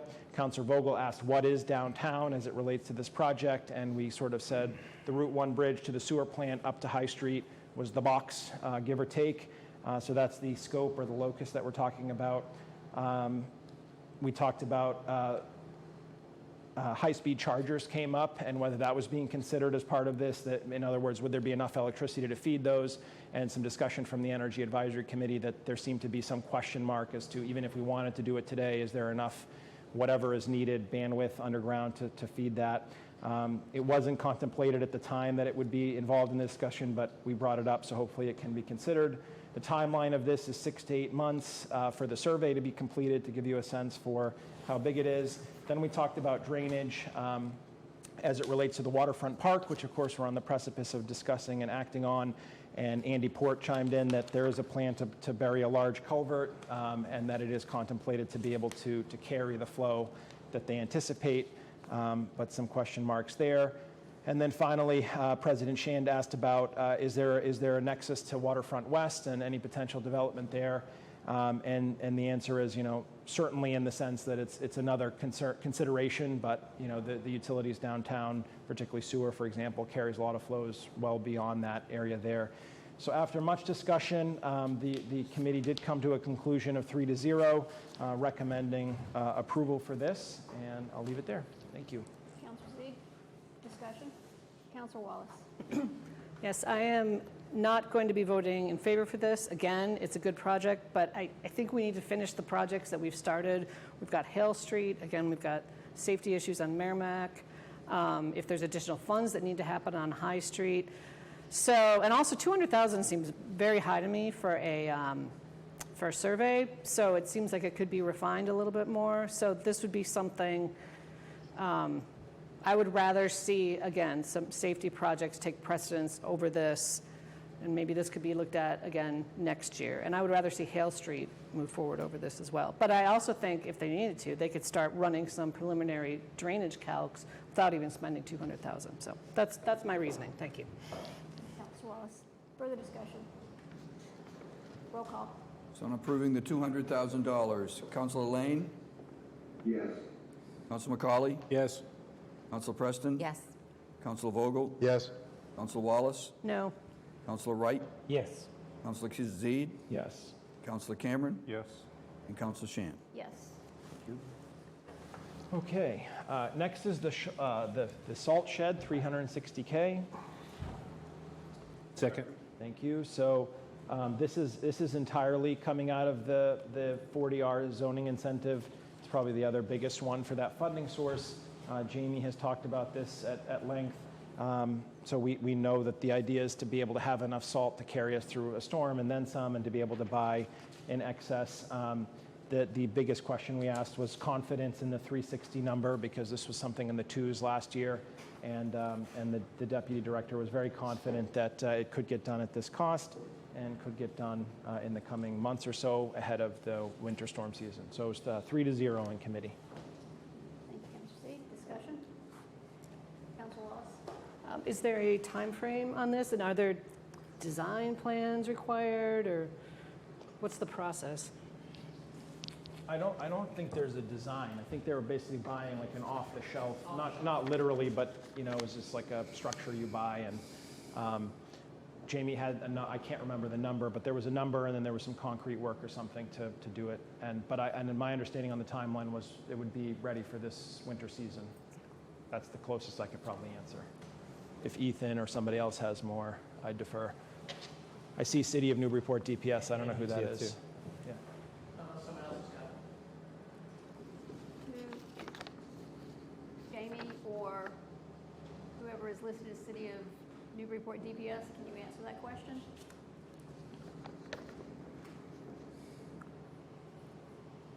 That might be Julie Spurnite. I don't know. Yeah, I think that might be Julie, but I'm happy to chime in, Council President. So based on the quote from February 2022, it is a standard dome structure with a 12-foot wall that is 12 inches thick. Looking at the estimate that was compiled, so it is like the Chief of Staff said, pretty much a prefabricated building that really wouldn't require much designing. Thank you, Director Manning. Further discussion? Roll call. So on the $360,000 for the salt shed, Councilor Lane? Yes. Councilor McCauley? Yes. Councilor Preston? Yes. Councilor Vogel? Yes. Councilor Wallace? No. Councilor Wright? Yes. Councilor Zede? Yes. Councilor Cameron? Yes. Councilor Shan? Yes. Okay, sorry. Okay, next up is Indian Hill Water Line, 450K from a variety of sources. Second. Okay, so the Indian Hill raw water line, I think, has been talked about a lot. So it's basically the idea is to be able to draw water straight from above rather than waiting for it to trickle down into the lower artichoke. We did have a lengthy conversation about this, so I think it bears some mentioning. You know, the very first question is actually, there's actually the next three are really water related, actually the next four, but the next three are really related to water supply. So the lower artichoke, the Indian Hill, which is this one, then the dam, and then the Watershed Public Supply Protection. Basically, we kind of, so I apologize, we kind of ended up blending these a little bit in discussion in committee, so you'll forgive me, and it will make my other ones shorter. But basically, these are two distinct projects, even though they have the same goal to fortify the public water supply is the general idea. I just mentioned what the Indian Hill water line was for. You can see it's got a variety of different inputs in terms of sources. There's most of it, or a good amount of it, is closing out random projects, replacing a 12-inch water supply, HVAC improvements, et cetera, and then about $218,000 from water retained earnings. There was a quote provided with this one, or an estimate provided with this one, and it was with AECom, and they said baseline was $265K, wetland delineation was $16K, survey was $48K, subsurface boring $65K. So they came up with a grand total of $394,000, or in other words, $400, and then they added basically a bit more than 10% contingency, taking us to $450K. So that's what this project is. And then the lower artichoke, we can vote on each one individually, but just so you know, so the lower artichoke is the dam, and potentially raising the dam to be higher because it is currently below what is considered the flood level for that one. But there are a tremendous number of questions about what can actually be done there from a regulatory perspective that have yet to be answered. This is an $85,000 request, and it's basically on top of an $85K grant that has already been received. So the total is $170K. We got into a discussion about matching, but bottom line is we've already met the match on the grant that we received with what they call in-kind service, or basically time put in by city staff. So this $85K would be over and above that. And both the Indian Hill and the lower artichoke one are expected to get to 30% design with their respective funding amounts. We did have a lengthy conversation about, you know, do we need to do both of these projects? Can we do both of these projects financially or operationally? I don't know that we came to any specific conclusion, but that was discussed at length. And then finally, we did talk about the watershed protection, which is $100,000 from water retained. That's to develop a watershed protection plan and implementation of corrective preventive measures in the area, and that's based on a proposal from this month. We did end up voting on them in committee collectively, the three of them, 3-0, but I wanted to present it individually just in case anybody has more questions. That's the three of those together. Councilor Wright. Perhaps this is something that Andrew can comment on. In the communication we received from the water commissioners and from the mayor's office, the late file, it said that the price had come in lower and at $265,000 for the 30% design work. Is that correct? That's correct. Although the chair did go through, the budget committee chair did go through the listings of the prices. So the 265 was that quote, but there are these other additional components that the city engineer and others wanted to do as well this year. So while we had originally thought they'd only be able to do that first part because it came down to 265, there's these other elements that also need to be done. So that the full ask is still 450. In the same time frame? In the same time frame. Yep. No, I've already spoken. Oh, wait. So, I've gone Councilor already. McCauley. Go ahead. And then Councilor Vogel. Yeah, so I think the bigger question is that we're not going to be able to do all these projects at once, but I think we should be encouraged by getting shovel-ready projects designed. If we don't do that, then we can't apply for state grants, state or federal grants going forward. So You know, where this is coming from, money that's been sitting around, if you will, and no offense, but it's been sitting around a little bit. I think we should put it to good use and get ourselves some plans and some designs so we can start to move all the chess pieces when we get the answers. Thank you. Thank you, Councilor McCauley. Councilor Vogel. Yeah, thank you, Council President. Just as a follow-up to that exact comment by the Ward 5 councilor, we do need to be ready. We need to be ready to start looking for monies wherever we can find them. I have two separate notes here that this Indian Hill the Indian Hill piece could be anywhere between $13 and $18 million. We got a lot coming at us with all of the water, and we'll talk about that later in rates as well. So, yes, I absolutely agree. We need to encourage getting shovel ready, getting all the plans we can get, and start going looking for money so we can get this done. Thank you, Councilor Vogel. Councilor Zaid. Yeah, aside from the committee report, just my view, I said this in committee, but I guess I have a little bit of disagreement with my colleagues. There has to be some limit to the argument that we're just going to keep stacking up sort of plans and ideas in the hopes that we get money. We can only chase, there are only so many grants, we can only chase so many. Typically, we end up pulling from similar, sources, right? And grant funding authorities usually don't want 3 grants from the same place. So I was convinced in committee, frankly, by the Ward 5 and the at-large councilors' thoughts that, we should have something. But I just want to be very clear that, for me anyways, I think they're going to end up having to pick between these two, as difficult as that may be, because the impact on rates potentially from bonding this, it's not wow, it's sort of a catastrophic, in my opinion, increase that can't be withstood. It won't be withstood. We're even struggling this year with rates that we'll talk about again later. But my just back of the napkin math is, let's say each one of these is 15 million. By some sheer luck, it's not 20, it's 15. Even if we get half of each grant funded, which again I think would be kind of dreamy, we're still talking about bonding $15 million against 2 enterprise funds that are already pretty heavily bonded. So, is it worth it to get 30% designs so that we can be competitive? But if we get to 30% and then we say, let's go to 50% so we can be ready for grants, that's where I'm going to get off the bus. And I just wanted to be clear. I'm very respectful of the folks in the water department. I understand why they're asking for these things, but I think it needs a dose of reality. So that's my, unfortunately, sober comments. Thank you. Councilor Wallace. Yes, I think I will be supporting these because I do view the water supply as also a public safety issue, whether it's due to climate change or just the system is old or needs upgrades. I mean, safety of our residents, the safety of our water comes first in my mind. I would really like the administration to think, I always say this, but increasing the engineering staff, because I'm looking at these numbers for design, and if it was 265 for design, I know there were some other incidentals, design for a report, design, I do think in the end you would save money. I really do. So I think I will be supporting these, but maybe it wouldn't hurt to look at expanding the engineering department for might free up some of the staff so they can work on other things. I think there's a backlog in the engineering department, and once you have a consultant, it does take longer. It does take longer to go back and forth than doing it in-house. Thank you. Councilor Wright.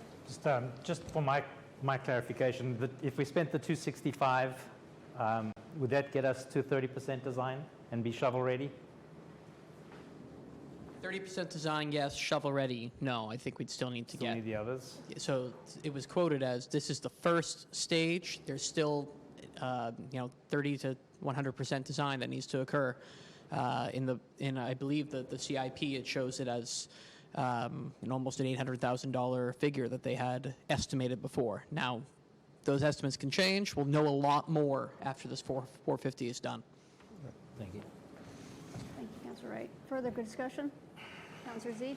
Yeah, I'm just going to amend my motion if my second will accept it. So we did vote on these 3 collectively in committee, and I'll proffer that here if it's, I don't know who this. I think I was the second, and I'll second that based on the if I was. conversation, So maybe that would that's be okay. 450, 85, and 100? Correct.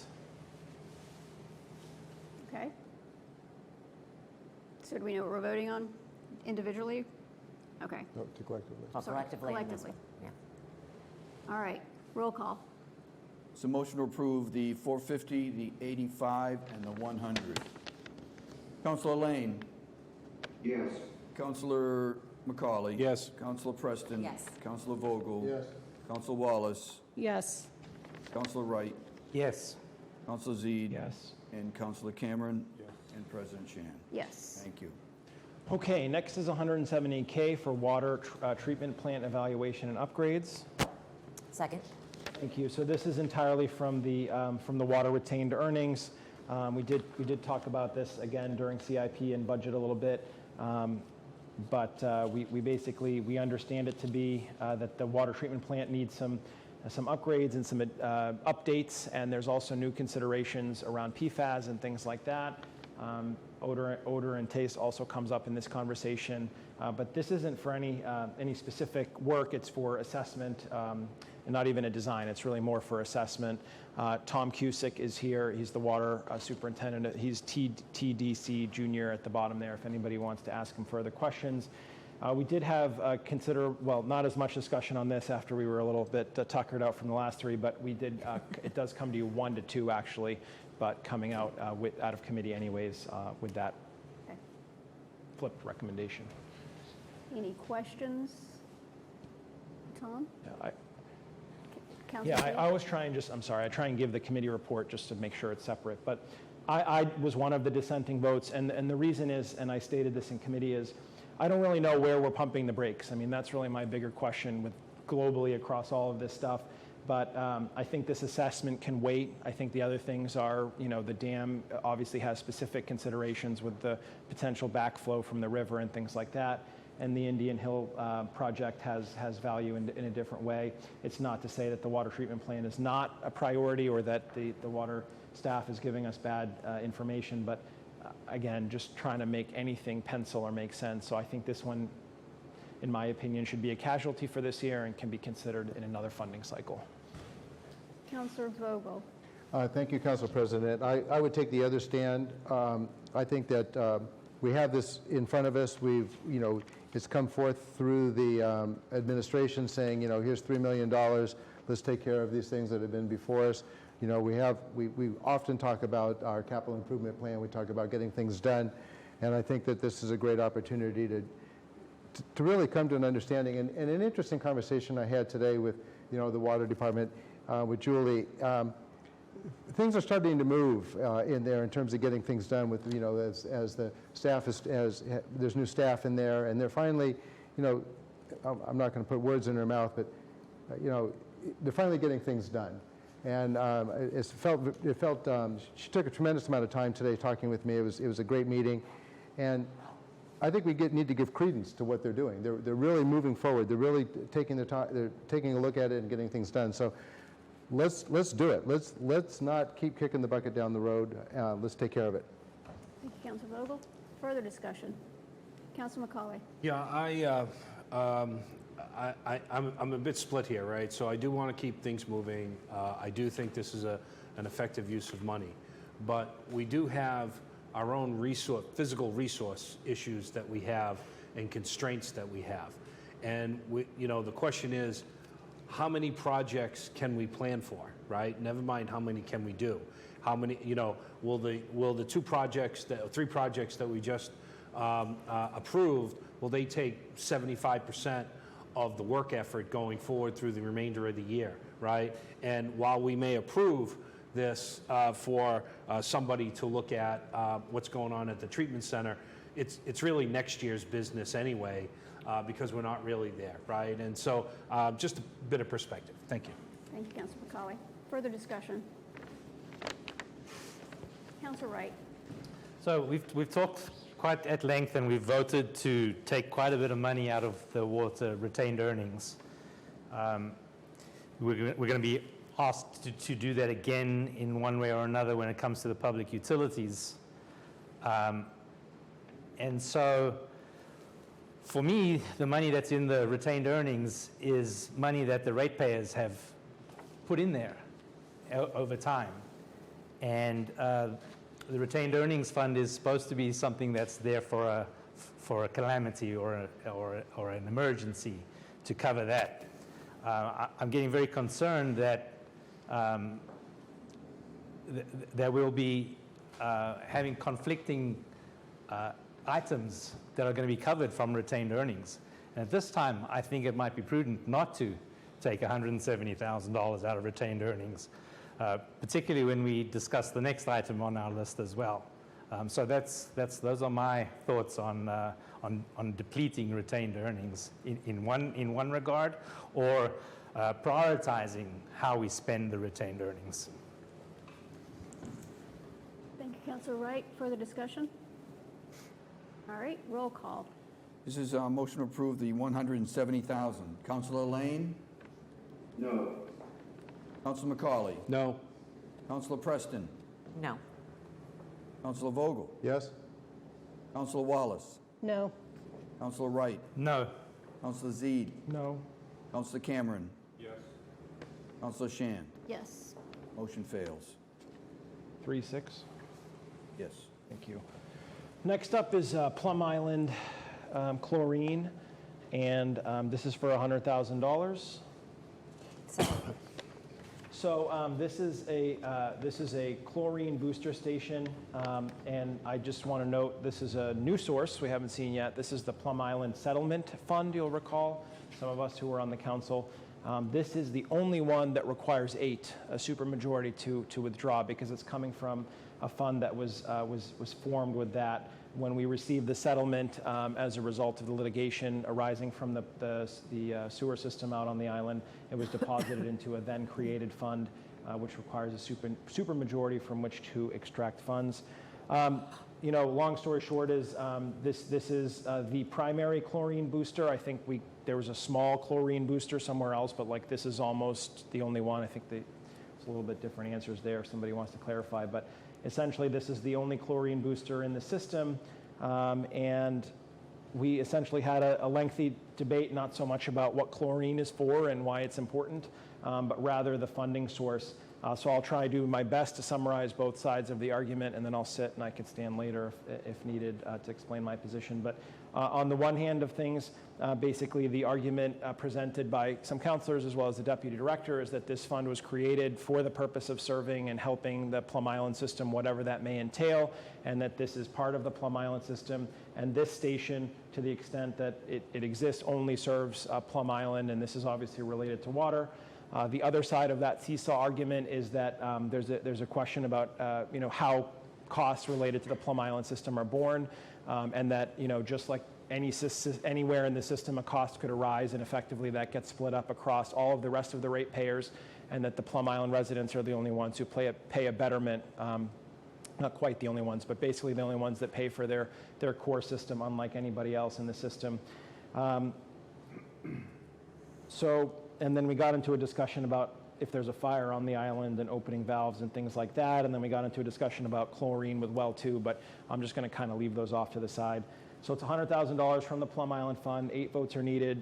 Committee deliberated 1-2 was the recommendation coming out of committee. Okay.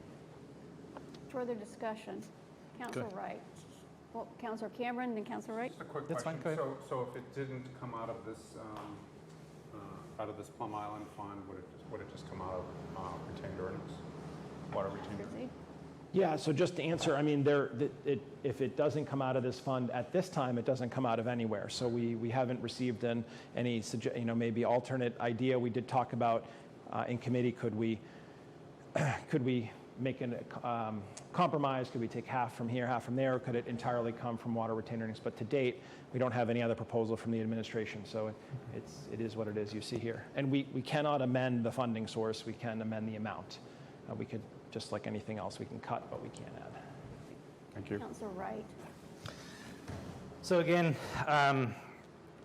in regard to equity, we've just approved $450,000 to go to Indian Hill, $85,000 to go to the lower dam, and $100,000 to go to the public water supply protection. That's all coming out of retained earnings, which every ratepayer in the city has contributed to. Every single ratepayer, including those on Plum Island. So my point is that I can't support taking money from Plum Island funds for emergency funding to go towards this, to pay for this, because it's just not fair. If it was a pump station on Story Avenue, all the ratepayers would be paying for it. And this is not an emergency. It's not a defect in construction. It's a maintenance issue similar to any other maintenance issue in the water system. So I will not be supporting this transfer, not because I don't think it's a good project, but I cannot support that the funds are not coming out of the bucket that where all the ratepayers contribute to. Thank you, Councilor Wright. Councilor Vogel? Yeah, thank you. I have difficulty understanding that argument in particular. I mean, I do understand the argument, certainly, that there are ratepayers across the board, and then there's, the betterment in order to get water and sewer, fresh water, and someplace to put your sewer out on the island. I mean, that was debated for eons and eons before that, and it finally happened. So, that's a decision made to live on Plum Island, and a betterment comes out in order to get fresh water and a place to put your sewage, so they're not combined. But I don't remember, and correct me if I'm wrong, but I don't remember in our accepting the replacement funds, which is basically, the payoff, I don't remember that being specifically needed or put there for an emergency. I remember it being there for use on the island, and I don't recall it at all being in place for an emergency. I asked specifically whether or not there was another booster station. I thought that the answer was no, that this is the only, I have a note that this is the only one and that is needed, the only one in it, and it is needed out on Plum Island. So it seems appropriate, grossly appropriate, to spend this money that was as a result of the water and sewer being put out there, and obviously the problems that we had with it. It seems appropriate to be spending it on Plum Island. But the other thing is, and I don't know how I would put this out there to be entertained, but we need 8 votes on this, and essentially, we're short a couple of people. It might be appropriate to continue this discussion. Of course, if it fails, it'll automatically be continued at some point. But we might want to think about putting it out to the full body. I won't make that motion, but we'll see how this goes. Okay. Councilor Preston? Yeah, I just have a question. Does this chlorine booster station specifically serve Plum Island, or does it serve the entirety of the city? Just Plum Island. Just Plum Island. Okay, thank you. Further questions? Councilor McCauley? I was going to say, the second on this was by whom? I believe me. Thank you. Yeah, Council President, I think that in order to get where we want to go, I'd offer an amendment that we reduce this 100,000 to 50,000, if that would be there, and let the administration come up with the other funding source. Is that a friendly amendment? I'll second it for discussion. Okay. Further discussion. Councilor McCauley? Yeah, this is, I think if we're going to start to turn the discussion and the culture that this money is for emergencies or for fixes on the island as opposed to maintenance, then this would be an easy step to take. That says we'll take a little from here and a little from there. It is for Plum Island, but it is of value to the rest of the water system in general. We can't exclude. We're all connected. We can't exclude a portion or whatnot. But I think that it would then signal the council's reticence to completely fund all of these things, these maintenance-like things that come out of everyday things from this particular fund itself. That's all. Thank you, Councilor McCauley. Councilor Z? Yeah, I just want to, echo my fellow at-large councilors' comments. I was on the council when we received the settlement and we formed it. And I think we've had a couple of good years. Thank you to DPS for helping keep the lid on it despite some challenging conditions, particularly with erosion around Reservation Terrace. But my main takeaway is we're not out of the woods yet on that system. And for me, this money it's the money basically, and this was what the discussion was at the time that it was formed, is to address long-term structural problems with the system, not to just go tap it because it only has to do with Plum Island or it only serves Plum Island. I think that really it's that question of fairness and just that, residents on the island deserve to have equal treatment to the rest of the ratepayers in the system, which, by the way, actually extends beyond Newburyport because there are ratepayers in Newbury. And when a water main breaks in Old Town Newbury, which we serve with water, our department will go out there and fix it. And we don't send them a bill or say, well, there's a Newbury fund, we'll take it from there. And because the chlorine booster station is not a defect in the system, that it was installed incorrectly or designed incorrectly, but simply a needed upgrade, it would be nice. I think the Ward 5 councilors made a suggestion that kind of can send that message, and I won't hide. I suggested, a split. Let's split it and do 50 and 50, and that will kind of keep us moving forward so the residents can also have water out there.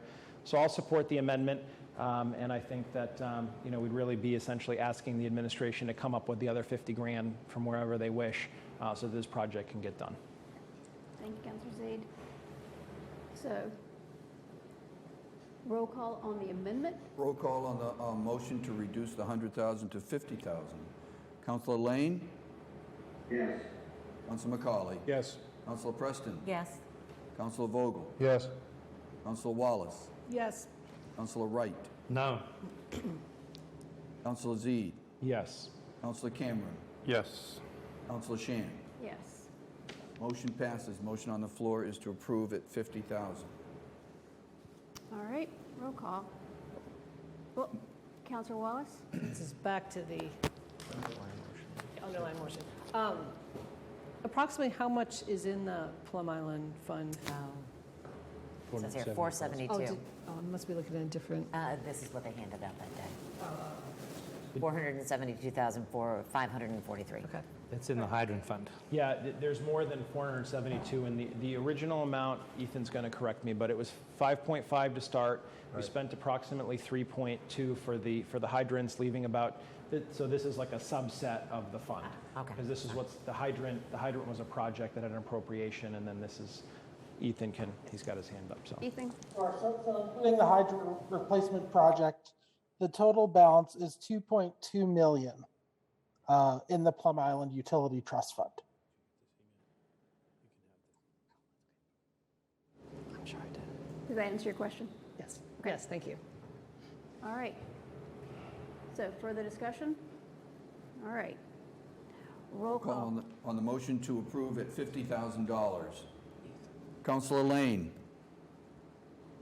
Yes. Councilor McCauley? Yes. Councilor Preston? Yes. Councilor Vogel? Yes.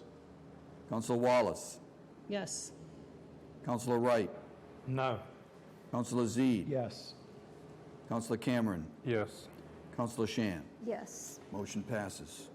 Okay, I'm sorry it's taken so long. We'll keep moving here. Next up is $125K for the aeration system upgrade. Second. All right, this is now switching gears to sewer. We're out of water. Congratulations. So we are talking about aeration upgrades. This project was removed from the scope of the last plant upgrade due to budgetary constraints. It is, according to the notes here, a bit of an old quote from 2017. Is what's stated here in the notes, but it's basically 4 valves, a control panel, electro-hydraulic actuation, cost escalation, which I guess is set to make up for the fact that we're a couple of years past, and then a contingency. The total is 125, mostly from sewer retained earnings, 3-0 in committee. Discussion. Roll call. Motion to approve the $125,000. Councilor Lane? Yes. Councilor McCauley? Yes. Councilor Preston? Yes. Councilor Vogel? Yes. Councilor Wallace? No. Councilor Wright? Yes. Councilor Zede? Yes. Councilor Cameron? Yes. Councilor Shan? Yes. Motion passes. Next up is $100,000 for the wastewater treatment facility system sewer resiliency plan. Second. So this is $100K. just to rewind the tape briefly, in a couple years ago, 2019, there was a study done by a company called Dewberry that recommended some resiliency efforts towards the sewer plant. Obviously, everybody knows about the rail trail project and the sort of combo of the rail trail plus the berm, which provided some outer protection for the sewer plant. This is now the next phase or discussion is primarily this protection, perpendicular to the river, running from the river to Water Street. This is in between those two. So they're not able to get to that larger project just yet, but these are interim measures like floodgates or things like that as they try and figure out kind of what the longer term. I think Dewberry presented 4 alternatives, and the one that seemed most favorable at the time by the department was some kind of, I don't know if I want to call it a wall, but some kind of a structure that goes from, again, perpendicular, connecting the berm and going up to elevation at Water Street. We did discuss this at length, and in the end, the committee recommends it 2-1. I was the dissenting vote. Thank you, Councilor Zede. Discussion? Roll call. Roll call on the 100,000. Councilor Lane? Yes. Councilor McCauley? No. Councilor Preston? Yes. Councilor Vogel? Yes. Councilor Wallace? No. Councilor Wright? No. Councilor Zede? No. Councilor Cameron? Yes. Councilor Shan? Yes. Motion fails. 4-5. Yes. Okay, next is sewer F-250 with plow, purchase of a truck, F-250 Super Duty to replace a 2008, $55K, all from sewer retained. Second. This is mostly for utilization at the plant and moving pumps around where needed. The 2008 is end of life. Ward 5 Councilor asked, where does the 2008 go? Answer was, it's end of life, can't be used. 2-1 in committee, I dissented. Thank you. Further discussion? Roll call. Roll call on the expenditure of $55,000. Councilor Lane? Yes. Councilor McCauley? Yes. Councilor Preston? Yes. Councilor Vogel? Yes. Councilor Wallace? No. Councilor Wright? Yes. Councilor Zede? No. Councilor Cameron? Yes. Councilor Shan? Yes. Motion passes. Okay, next up is Fuller Field irrigation system, 30,000. The need is that Fuller Field gets compacted because there is no irrigation. Is there a second? I'm sorry. Second. Sorry. Okay, thank you. So Fuller Field, the challenge is compaction of the surface, which leads to higher risks. This is solely for the irrigation system. The water source is another part of this discussion, which came up in committee. And right now, there are 2 ideas for that. One, of course, is to connect to city water. But the other one is that there's a well project to test to see if a well is viable. That is being undertaken with Morrill funds that we accepted, I don't remember, a year or 2 ago. The idea would be, I guess, they would get the irrigation going, connect it to the city water, and if the well worked out, they'd switch it over, or whichever one sort of comes first. And that's it. It was 2-1 in committee. Thank you. Councilor Vogel? Yes, thank you, Council President. And if I could have just a little bit of latitude, I beg. Essentially for all of the parks that are here. That way I won't have to get up each and every time, if you could just bear with me. So I think dollar for dollar, there's a couple of departments in this community that affect a lot of people very directly. And one of them, I mean, all of the departments certainly affect a lot of people. DPS, obviously, the streets we drive on, the water we drink, et cetera, et cetera. But I think of the two departments that affect people one-on-one most directly would be the Department of Parks and also the Department of Youth Services. When you take a look at the number of people that use parks, I mean, one-on-one, all the number of children, the number of people, the number of baseballs, games being played all around the city. When you take a look at the thousands of people, the thousands of young people at NYS, for example, those 2 departments affect people directly and very, very often. You just take a look at the number of people that walk on the rail trail, which I do every single day. And often they get sort of a little bit of short-shafted. So I hope that when you take a look at these really sort of insignificant numbers, that you will vote in favor of helping our Parks Department maintain our facilities. There was a lot of money spent on putting the Fuller Field together. Let's maintain it. We talk about maintenance, we talk about keeping things, we talk up to date, we talk about, let's talk about keeping the grass green. I urge you, please, let's vote in favor of our parks. Let's vote in favor of the people that use the parks and all the number of feet that are stepping on the grass and are making use of this facility. So with that, I will sit down, but I urge you, please, let's take care of this department. Thank you, Councilor Vogel. Further discussion, Councilor Wallace. Yes, I most likely will not be supporting all of these because any of them that would be eligible for CPA funds, I would advocate for that because speaking of parks, just so that you know that at Lower Atkinson, there is a part of the parking lot that's not on park land and may not be eligible for CPA funds. And this is critical to that project. This is going to come up when we discuss the CPC funding. That's not funded yet. So if there's any way we can swap things that can be funded by the CPC with things that can't, I am all for it because right now we do not have funding to move that parking and it is just incredibly dangerous. Thank you. Thank you, Councilor Wallace. Further discussion. Councilor Vogel? I wasn't going to get up a second time, but I will. I understand the councilors across the board, not just one particular councilor's ideas of getting funding from elsewhere. The moment we say, let's get funding from elsewhere, time comes into play. And right now we're coming on into the middle of summer.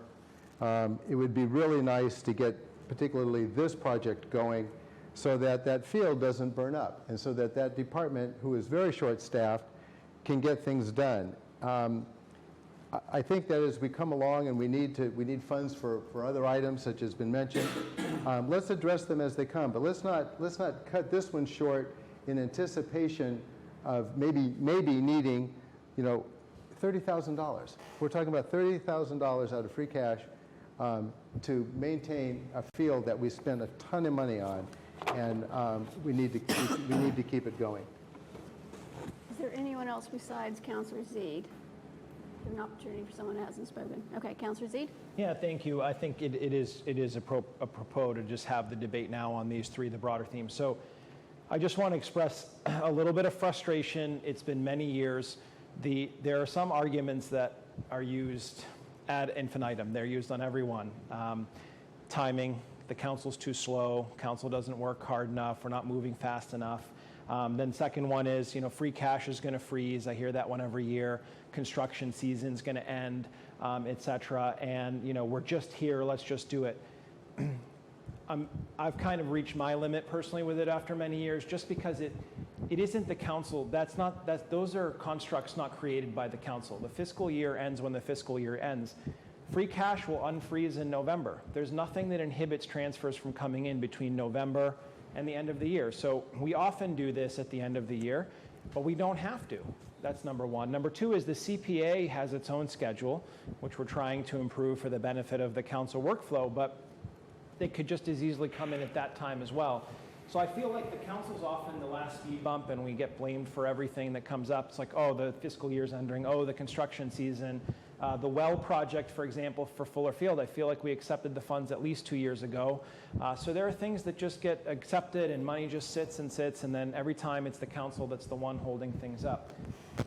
Why does the funding source matter? It matters immensely because free cash is the most valuable money you have, other than, of course, when you budget and you have control over it in that way. And in just a few short months, this council floor will be lit up with arguments about how the tax rate's out of control and how could we do this. And we'll be looking to free cash to buttress the funds, just as tonight we'll be looking to the equivalent of free cash on the water enterprise, sewer enterprise side to buttress or try and soften, as we'll use the word, the rates. And then everybody will say, well, where did all the free cash go? So to me, there is no time consideration here. You can go through the CPA anytime you want. Budget and finance, we do work all the time. We hear these things and we do them.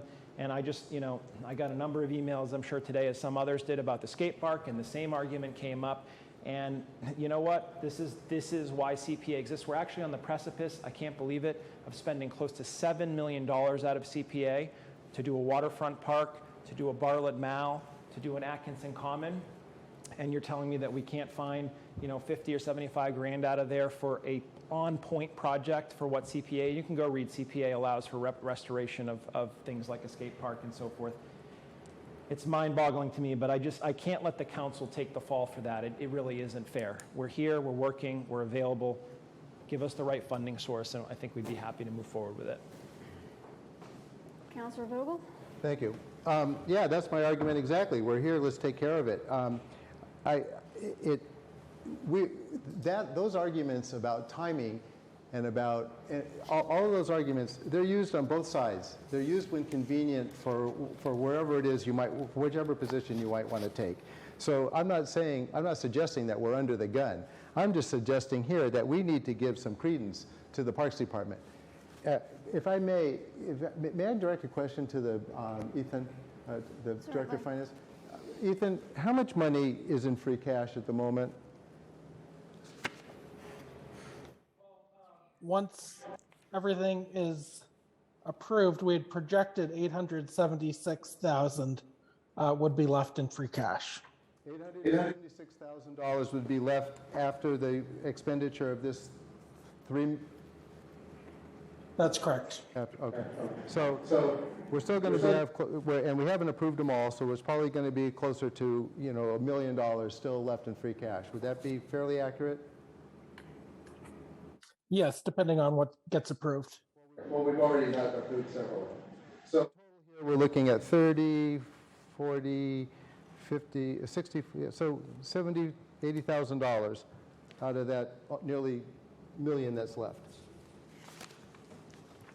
Thank you. Further, Councilor McCauley? Yeah, so I'm just going to talk about the one in front of us, the 30,000. I was the one who asked about the well and the funding source. The well's not there, and so and so it would be attached to potentially to the city water source. Every year we have a water restriction and drought, etc. Things we've done it for the last 4 or 5 years. I don't. If this came in the spring and the CPA, I think it would be a great thing. Coming in now, we're not going to do anything with this money until October, November anyway. I think they have plenty of time for this particular item to go back to CPA to be able to do that as opposed to free cash. That's my opinion. Thank you. McCauley. Further discussion? All right, roll call on this item. This is the roll call to approve the $30,000 irrigation system. Councilor Lane? Yes. Councilor McCauley? No. Councilor Preston? Yes. Councilor Vogel? Yes. Councilor Wallace? No. Councilor Wright? No. Councilor Zede? No. Councilor Cameron? Yes. And Council President? Yes. Motion fails, 5-4. Okay, next up is in-street down and park downtown improvements 10K. Second. So this is specifically related to the elevated walkway that exists. It's repair and try and help with the concrete issues that they're having there. It was quoted in March of 22. There's a total project cost of 20. This is half, and the other half would come from the property owner, which is probably well known to most. And this would be undertaken to help improve those. It was a vote of 1 to 2 in committee.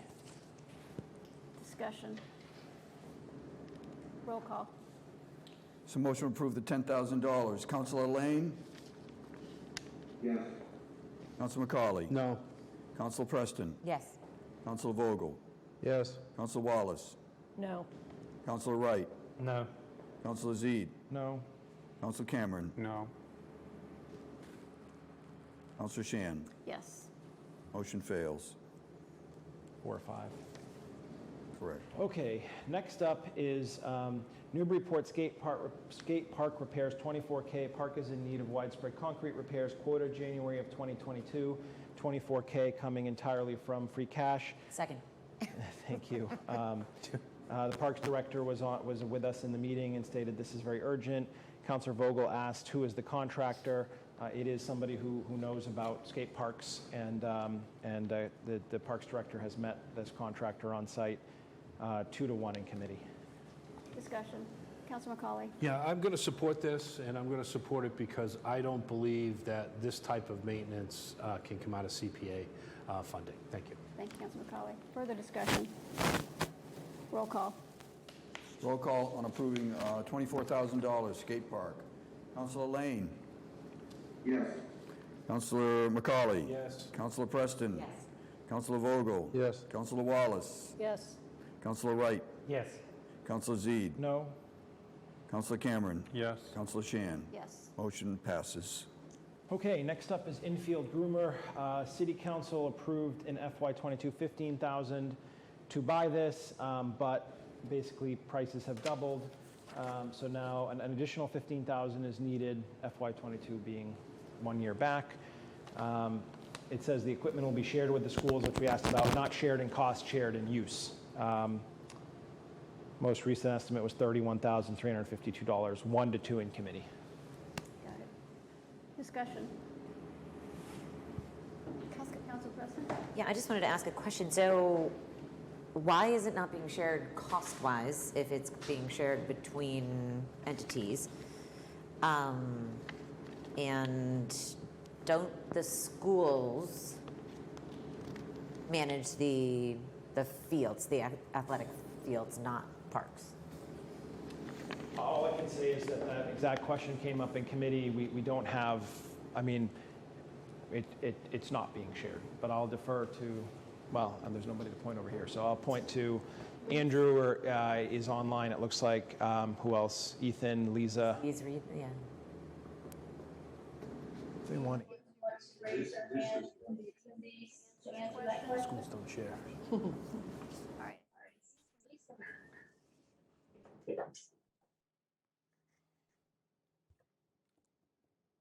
You're allowed to speak, please. Hi, I wonder if you could repeat the question, please. You're all going in and out. I couldn't hear the entire question. The question was, why is the cost not being shared with the school department if the equipment is intended to be shared with the school department? Did you hear that, please? Yes, I did. Thank you, counselors. Well, we did not consider sharing the cost with the schools. They do have a groomer. It's aging. So we didn't suggest that they share the cost of this groomer. But we can certainly share the use of it once their groomer loses its useful life.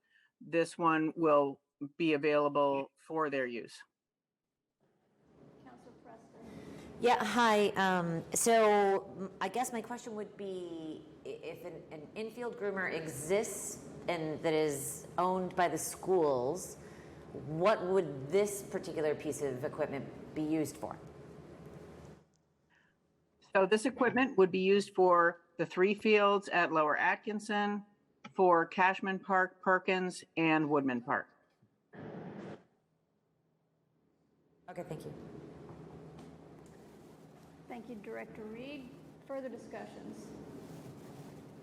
All right, roll call. It's a motion to approve the $15,000 infield groomer. Councilor Lane? Yes. Councilor McCauley? No. Councilor Preston? Yes. Councilor Vogel? Yes. Councilor Wallace? No. Councilor Wright? No. Councilor Zede? No. Councilor Cameron? Yes. Councilor Shan? Yes. Motion fails. Next up is a enclosed landscape trailer 17.3 for parks from free cash. this was the pitch for this, or the recommendation for this, was because it could save the crew a lot of time, because they can load it up in the morning and be ready to go, keep the equipment out of the weather. Like any new vehicle, it was asked where it would live. Answer was right now 59 low, future unknown, but that they would be able to make use of it. So that, again, they can just get everything in there for the day and then bounce around instead of having to return to home base. 2-to-1 in committee. Thank you, Councilor Z. Discussion? Councilor Vogel? Yeah, just with regard to where it's going to live, I think that's correct. It was 59 Low Street was sort of the default, but it was also mentioned that it could be, essentially parked in any park and used all over town. Thank you, Councilor Vogel. Further questions or discussion? Councilor McCauley? Yeah, I just want to point out that it's against state law to park our park stuff in parks, right? I don't know the exact rule on this. I know I've been lectured on it a few times, but we should not have that as a default mechanism for where we want to park this stuff. Thank you. Thank you, Councilor McCauley. Further discussions? Councilor Wallace? Yeah, I was going to say something similar. I don't think most residents would want to see more landscaping equipment in the parks, because then you're starting to get into vehicle maintenance and different land usages. Although I do support covering anything that they can, whether it's landscaping materials or, I guess my question is, what about using actually Low Street? I guess that would be temporary, but the indoor part of it, because it does have a couple different bays, or are we talking about something bigger? But the more they could store undercover, whether it be equipment, debris, materials, that's a good environmental practice as well, so that rainwater doesn't hit the materials and go into wetlands. So I'm just a little nervous about it not being at Low Street. So that's all. Thank you. Councilor Vogel? Right, so what we're talking about here is a landscaping trailer, just like the same type of landscaping trailer that you see any landscaper around town hauling around behind their truck. The default park, and in that I assume would be mowers and equipment and maybe, bags of manure, whatever is in there. But the idea is to have all the equipment that they need in the trailer, living in the trailer, being parked at Low Street, taken out to a park. Lise asked, where's it going to live? As she mentioned, if we need to park it elsewhere, maybe the law won't allow it in a park. I don't know, but will it allow it in a parking lot because it does belong to the Parks Department? I don't know. But this is a trailer we're talking about. We're talking about a trailer to facilitate the crew's ability to get to parks and to be, not have to load equipment, go back, maybe get more, but they have it in a trailer. We're trying to make it easier on the Parks Department, who is very short-staffed. Thank you, Councilor Vogel. Oh, my God. Further discussion? All right, roll call. Roll call on the 17,300 trailer. Councilor Lane? No. Councilor McCauley? No. Councilor Preston? Yes. Councilor Vogel? Yes. Councilor Wallace? No. Councilor Wright? No. Councilor Zede? Yes. Councilor Cameron? Yes. Councilor Shan? Yes.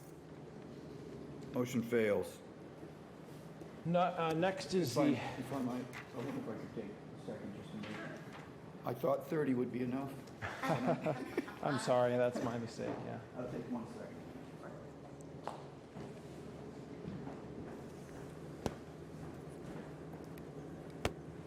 Can I get some free cash to fix my fan? Can I give the committee report on this one? Sure. Is that okay? All right. So next is the Knock-Molin NHS control system upgrades. 160K coming from the 40R, 109,600, and then free cash 50,400. This is for the modernization of the building automation that controls the HVAC at the high school and the Knock-Molin. It says this was the #1 priority of the school committee. It was quoted in June of 2022. We did talk about it a little bit, but not incredibly in depth in committee. and it was, and I'm going as slowly as I can here, it was 2-1. Mac Richard. That's Maybe all. there'll be questions. Okay. All right, that's it. Questions? All right.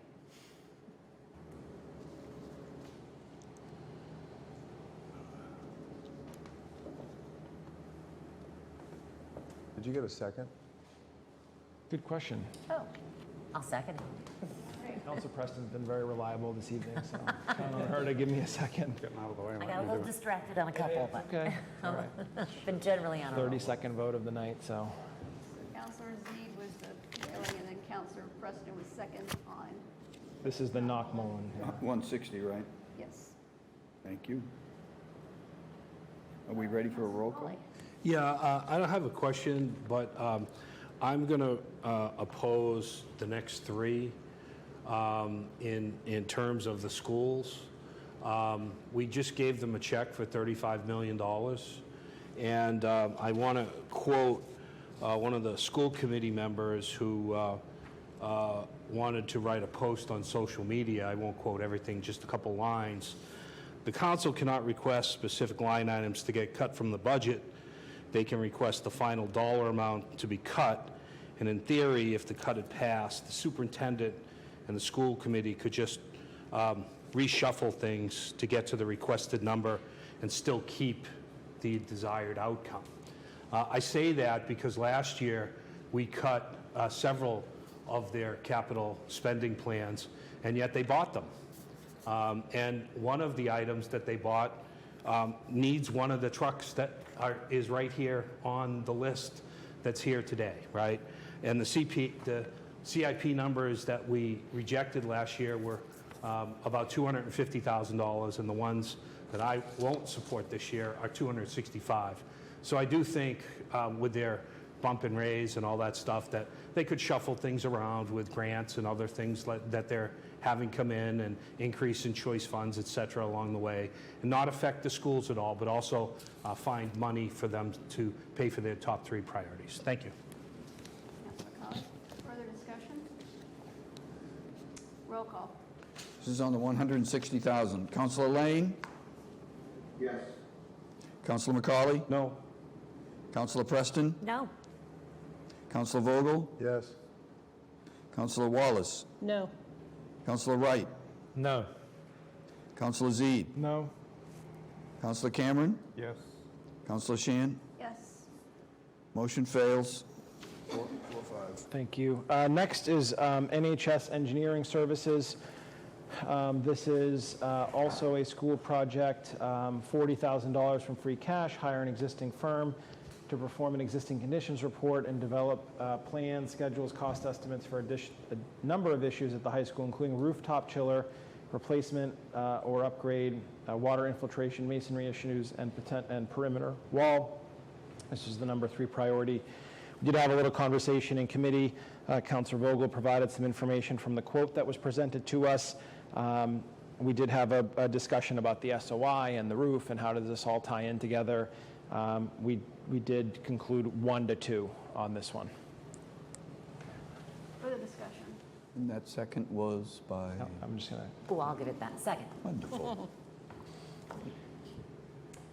No discussion? Roll call. On the $40,000 engineering services, Councilor Lane? No. Councilor McCauley? No. Councilor Preston? No. Councilor Vogel? Yes. Councilor Wallace? No. Councilor Wright? No. Councilor Zede? No. Councilor Cameron? Yes. Councilor Shan? Yes. Motion fails. All right, last one is the pickup truck utility with body plow for the school, $65K, replaces a 2010, add to our fleet of plow trucks. Number 2, thank you. We had questions, the President Shand was like, is this the vehicle that we can lease? And the answer was, I think so, but that isn't the exact proposal here. Councilor McCauley asked, exactly which budget is this coming out of? And then we did have some public comment about plowing the school and what DPS does, and 1-2.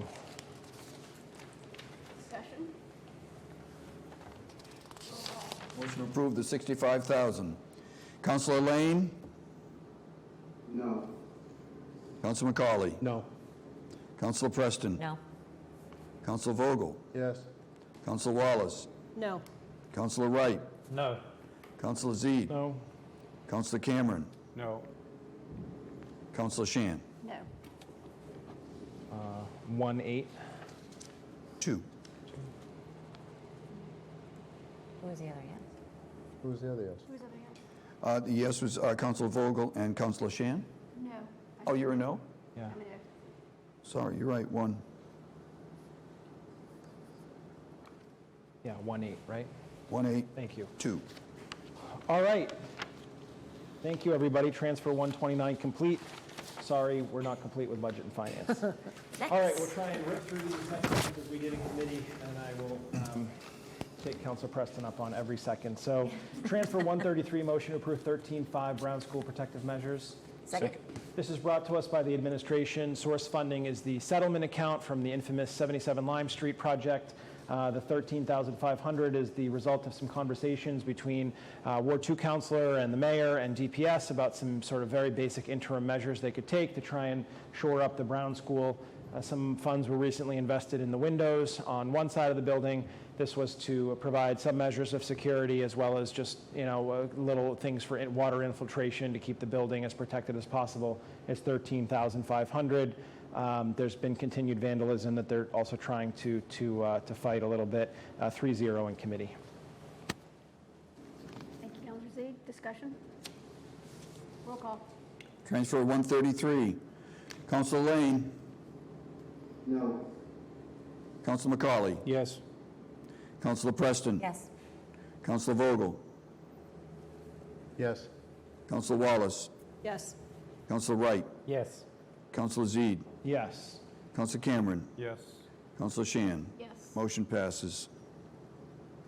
Okay, next up is motion to approve transfer 130, fire overtime. Thank you. So this is $195,000 going to fire overtime, fire salary, fire dispatch, perennial discussion that we have every year. We kind of started by discussing, was this a better or worse year than, say, on average from the last several? It wasn't particularly favorable of a discussion in terms of that. The reason primarily was there was, the use of a provisional firefighter to offset some long-term disabilities and folks that were out. On better news, there are currently no provisional firefighters being used, so we hope that will be better. The past couple of years have been unfortunately dominated by some long-term illnesses and sicknesses and just people being out, but it does seem like those are kind of being wrapped up. So the outlook going forward is a little bit better, and 195 is basically what's needed to balance the till. Counselor Z. 3-0. Discussion? Roll call. Motion to approve transfer 130. Counselor Lane? Yes. Counselor McCauley? Yes. Counselor Preston? Yes. Counselor Vogel? Yes. Counselor Wallace? Yes. Counselor Wright? Yes. Counselor Zede? Yes. Counselor Cameron? Yes. Counselor Shan? Yes. Motion passes. Next up is a motion to approve transfer 131, Mayor's Office, IT Salary Director 45, Professional Services and Offsite Services. Second. You know what's going on IT. They've been relying more on third parties. 3-0. Discussion? Roll call. Transfer 131. Yes, please. Motion approved. Counselor Lane? Yes. Counselor McCauley? Yes. Counselor Preston? Yes. Counselor Vogel? Counselor Wallace? Yes. Counselor Wright? Yes. Counselor Zede? Yes. Counselor Cameron? Yes. Counselor Shan? Yes. Motion passes. Getting late, but it dawns on me that I should do the following. Motion to collectively approve transfer 132, transfer 134, order 359, order 367, and the partials of order 354. And I'll go through each one of those. Thank you. So 132 is our standard fuel transfer that we do every year.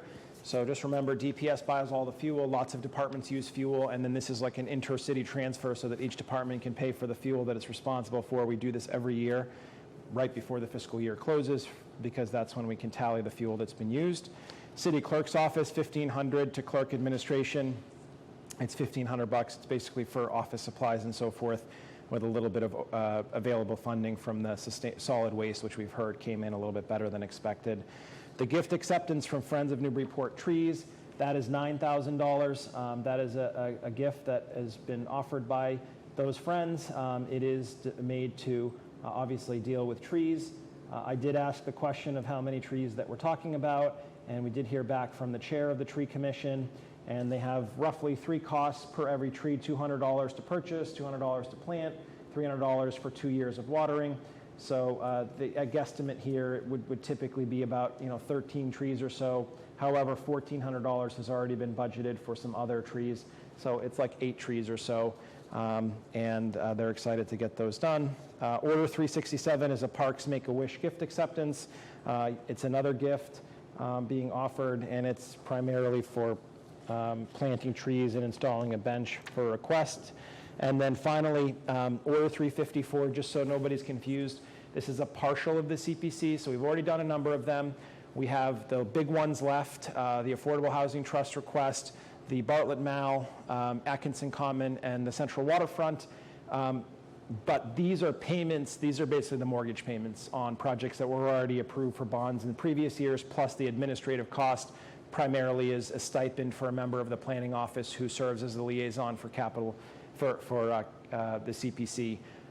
Director Manning asked if we could adjudicate this before the 1st. So all of these were 3-0 out of committee, and if there's any questions on all of them, I can certainly try and help. Thank you, Councilor Zede. Discussion? Roll call. Just to confirm, Councilor, it's all your remaining items with the exception of 364? Correct. Okay. Having said that, Councilor Lane? Yes. Councilor McCauley? Yes. Councilor Preston? Yes. Councilor Vogel? Yes. Councilor Wallace? Yes. Councilor Wright? Yes. Councilor Zede? Yes. Councilor Cameron? Yes. Councilor Shan? Yes. Motion passes. Thank you. So that leaves the last one, which is motion to approve Order 364. Second. Thank you. So we recently had a debate about the spending limits, but as I had said back then, they would expire at the end of the fiscal year anyways, and we'd have to do them for the new fiscal year. So it's the same debate, which we need not rehash, but essentially we're setting the same limits to now what we just increased the limits to for not all of them, but for a couple of the funds. Out of committee, it was 1-2. 1-2. Discussion? Roll call. Order 364, spending limits. Councilor Lane? No. Councilor McCauley? No. Councilor Preston? Yes. Councilor Vogel? Yes. Councilor Wallace? Yes. Councilor Wright? Yes. Councilor Zede? No? Councilor Cameron? Yes. Councilor Shan? Yes. Motion passes. 6-3, okay. All right, thank you very much for everybody's patience. I just, 2 quick updates. One is we will be meeting on Thursday. I got excited and said that the next meeting wasn't until July, but we have a standing meeting that's been on the calendar since January for this Thursday, so we will do that meeting. The only thing we'll be talking about is the Central Waterfront CPC recommendation, the accompanying bond, and the new late file we got in tonight that's about the park grant. The ad hoc waterfront is meeting, is it tomorrow? Wednesday night, which I'm sure there'll be some crossover in the discussion, but Thursday night budget we'll take it up to bring it out potentially on the 11th. And then 7/14, which is that following Thursday, will be our next budget meeting. And for everybody that's interested in what's left of the CPC, which at that point will be Atkinson, as well as the Affordable Housing Trust request, that night will be that night. The only reason it wouldn't happen is if I can't rally all the attendees or invitees because it's the middle of vacation season. But that's the plan. I know there was interest in Atkinson, so I want everybody to know ahead of time. Sorry, what was the date on that? 7/14, July 14th. That's our standing budget meeting, the Thursday after council that week. Thank you, everybody. All done. So education is next, but without Councilor Khan here. If there's someone that would like to speak on the education, well, Councilor Donahue's out too. Councilor Lane, is there anything on the education committee you want to speak to? Councilor Lane? Yep, I'm here. No, nothing to report. Okay, thank you. General government. So motion to approve collectively appointment 320. Want me to step out? No. You want to recuse yourself? Appointment 322 and Order 360 collectively. Second. So we met with our city clerk. We discussed his appointment. We discussed all the work that he does. The one change that was made to the order is the fact that the original contract came in with 12 holidays, and with Juneteenth being added, it's now 13. Had many nice things said about the clerk. I won't go into them. He was there. But we approved in committee 3-0 to continue the clerk through 2025. Second. Discussion? Roll call. Roll call. Councilor Lane? Absolutely, yes. Councilor McCauley? Yes. Councilor Preston? Yes. Councilor Vogel? Yes. Councilor Wallace? Yes. Councilor Wright? Yes. Councilor Zede? Yes. Councilor Cameron? Yes. Councilor Shan? Yes. Thank you all. Thank you. As far as next meeting, I'm probably going to try and put something on the calendar for next week. We do have a few items we need to get out of general government, specifically the Ward 2 polling place, get that at least out before elections kick in. So I'll be connecting with Councilor Vogel and Councilor Zede on that one for next week. So that's it for general government. Councilor Lane, license and permits. Nothing to report tonight. Thank you. Councilor Wallace, Neighborhood and City Services. Nothing to report tonight. All right, we've already gone through planning and development, so public safety. Thank you, Council President. A motion to approve collectively application 84, 86, 87, and 80. Second. Thank you. Application 84 is a block party, 22 Lafayette Street, August 6th, 3 to 10. They've been doing it for a number of years. They do it on the Saturday of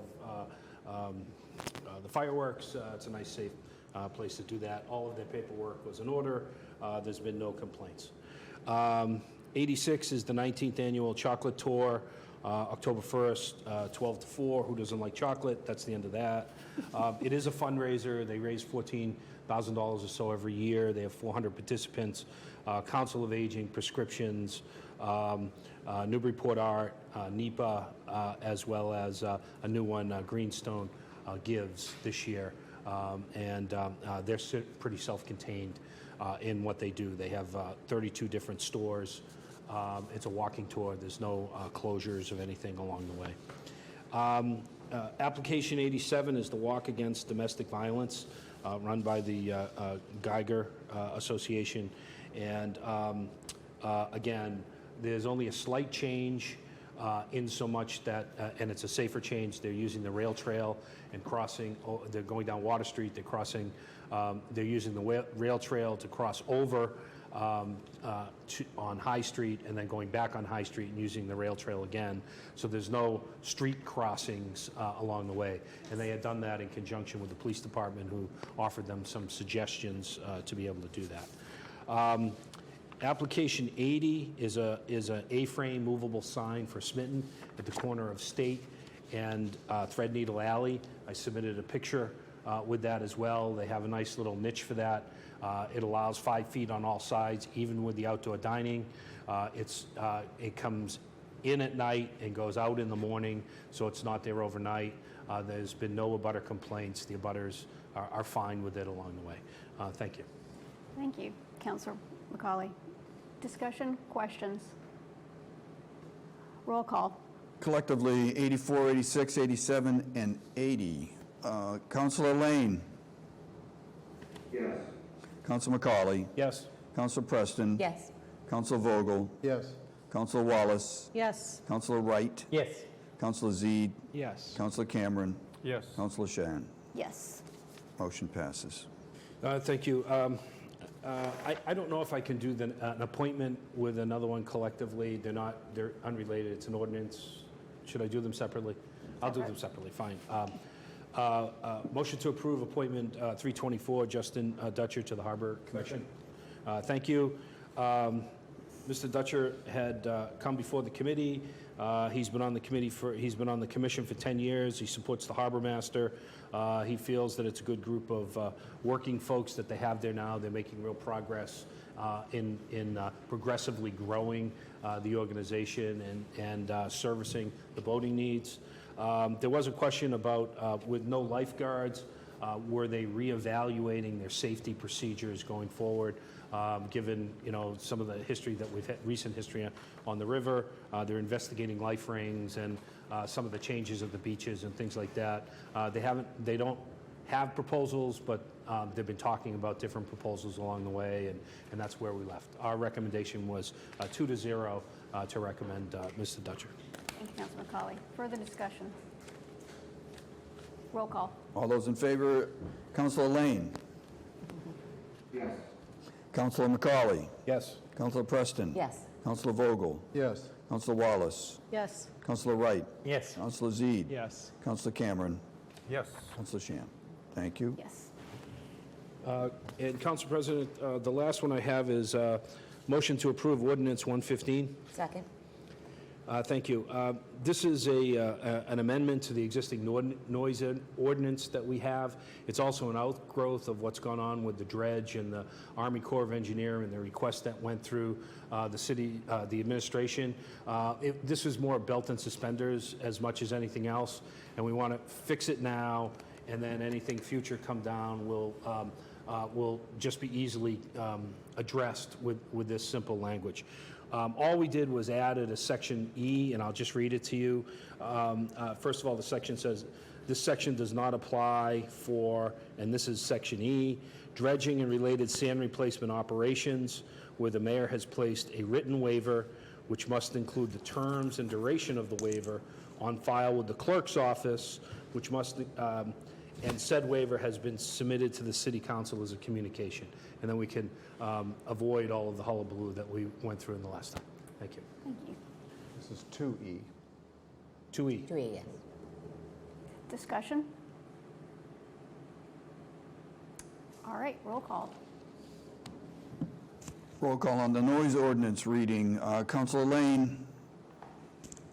Yes. Councilor McCauley? Yes. Councilor Preston? Yes. Councilor Vogel? Yes. Councilor Wallace? Yes. Councilor Wright? Yes. Councilor Zede? Yes. Councilor Cameron? Yes. Councilor Shan? Yes. Thank you. Motion passes. Nothing further, Council President, except we're shooting for a meeting this Thursday night coming up to address Yankee Homecoming and those mission-critical type of dates that will be events that are coming up. Okay, thank you, Councilor McCauley. It should be noted that Councilor Donahue is now in attendance. Clerk Jones? Thank you. Wow. So, with that being said, public utilities. Councilor Vogel. Yes, thank you, Council President. So I'd like to perhaps direct this discussion by suggesting that, Is there a motion? I'm getting there, Okay. thank you. I'd like to make a motion to approve Order 363 with an amendment that keeps the, or raises the service charge from the $25 to $27.50 as was recommended by the Water and Sewer Commission. Second. I'll second the motion to approve, but I won't second the amendment, right? Because I think you have to do the amendment. You got to do the amendment separately. You want me to separate? Yeah. So just backing up. Because of the situation, but, so it's a motion to approve. Okay, so motion. And a second? Okay. Yeah. Okay. That's on the So floor. now is a debate. So did you make an amendment? Yes. Okay, Well, now I'd like to make an amendment. okay. All right, so we'll do it that way? Thank you. Okay, so I'd like to make an amendment that changes the service charge, as you see, and I'm sure you've all had an opportunity to read all that stuff that has come to you and you've digested it. I only spent an hour with Julie Spur night today understanding it all. But what's before us is Order 363, raises the rates a bit, and we'll talk about that. But it also, the primary concern that I have is that the Water and Sewer Commission had recommended $27.50, so an extra $2.50 per quarter, which actually equals $10 per ratepayer for the year, for what is called the service charge or for their meter. And by doing that, by staying at the $27.50 as recommended by the Water and Sewer Commission, we do not have to take $100,000 out of the retained earnings. We had lots of discussions tonight about spending lots of money. And we talked about whether or not retained earnings are insurance policies to be used in the event of an emergency. But I would say to you that with all of the projects ahead of us that relate to water, we need every dime that we can get. In our committee meeting, we had the conversation about how far $100,000 would be. And it came out of committee with a vote of 1-2. I was or 2-1 in favor of approval as it came from the administration, and I was the one dissenter. So we had a discussion about how much $100,000 will do for us, as opposed to, what it could fix. But $100,000 over a 30-year period, basically, takes care of a $2 million of a bond. Now, we're talking about bonding upwards of, what, $18 million maybe just on the one project, the Indian Hill. We have also right before us, and not in any of this paperwork, by the way, not in any of this paperwork, is approximately a $5 million expenditure to replace our water meters. We had a discussion in the meeting that we're not getting paid for all of the waters being used because our water meters don't particularly work. They're old, and or they may not be, the low flow that people are putting on their houses doesn't allow the water meter to capture that usage. So that water meter replacement is essential. And again, I think that number is about $5 million. We need all the money that we can to stay in the retained earnings. And I think that if you've read the emails and if you've read the input from the Water and Sewer Commission, you'll understand it. So there's no change to the rate of the sewer side. That's being essentially paid for by $300,000. So essentially what we have before us is $400,000 coming from retained earnings, $300 to the sewer and $100 towards the water. And I'm suggesting that we not take that $100,000 but raise those rates. Again, I'll repeat it, $2.50 to the ratepayer to $10 per year. The average rate increase, and this increase is based on, I know you're going to take serious notes on this. So the average use is about $1,400. $1,473 is the average water bill. That's water and sewer, rather, not water bill, water and sewer. I looked at my bill. I'm two people in a small house. Mine's about half of that. So, if the average is $1,473, mine was about, maybe $800. So you can see that, the lone person perhaps, or the two people living in a small house, their increase is not going to be $61.23. The actual average would be right around $52. So add an extra $10 to it, it might be $62 as an increase. We have got to start raising our water rates. We haven't raised our water rates from 2016 to 2021. There was no change, and in fact, I think it went down a little bit. And if you looked at that curve that came in on that spreadsheet that came to you, the graph sheet, you'll see that they've been flat. And again, in my conversation with the water department today, since there's been new staff and they've been taking a look at these things, they're encouraging that they get on it and start keeping an eye on these rates. So they do need to go up. Water rates need to go up. one of the things that's really interesting to me, and I think to maybe some of the new people here, there's a line item called a budget. And it's really not a budget, but what it is, it's the revenue target. And right now, that revenue target is in the, what is it? I'll have it right here for you. Sorry. That revenue target is $6,288,000. I think it's actually was adjusted just a little bit, so some of these numbers have changed somewhat. And Julie, if you want to, you can, but they're close enough for government work, and we are the government. But this line on here that says budget, that's actually our revenue projection, our target for revenue. That can drastically change if we have, if people don't use water, we don't get revenue.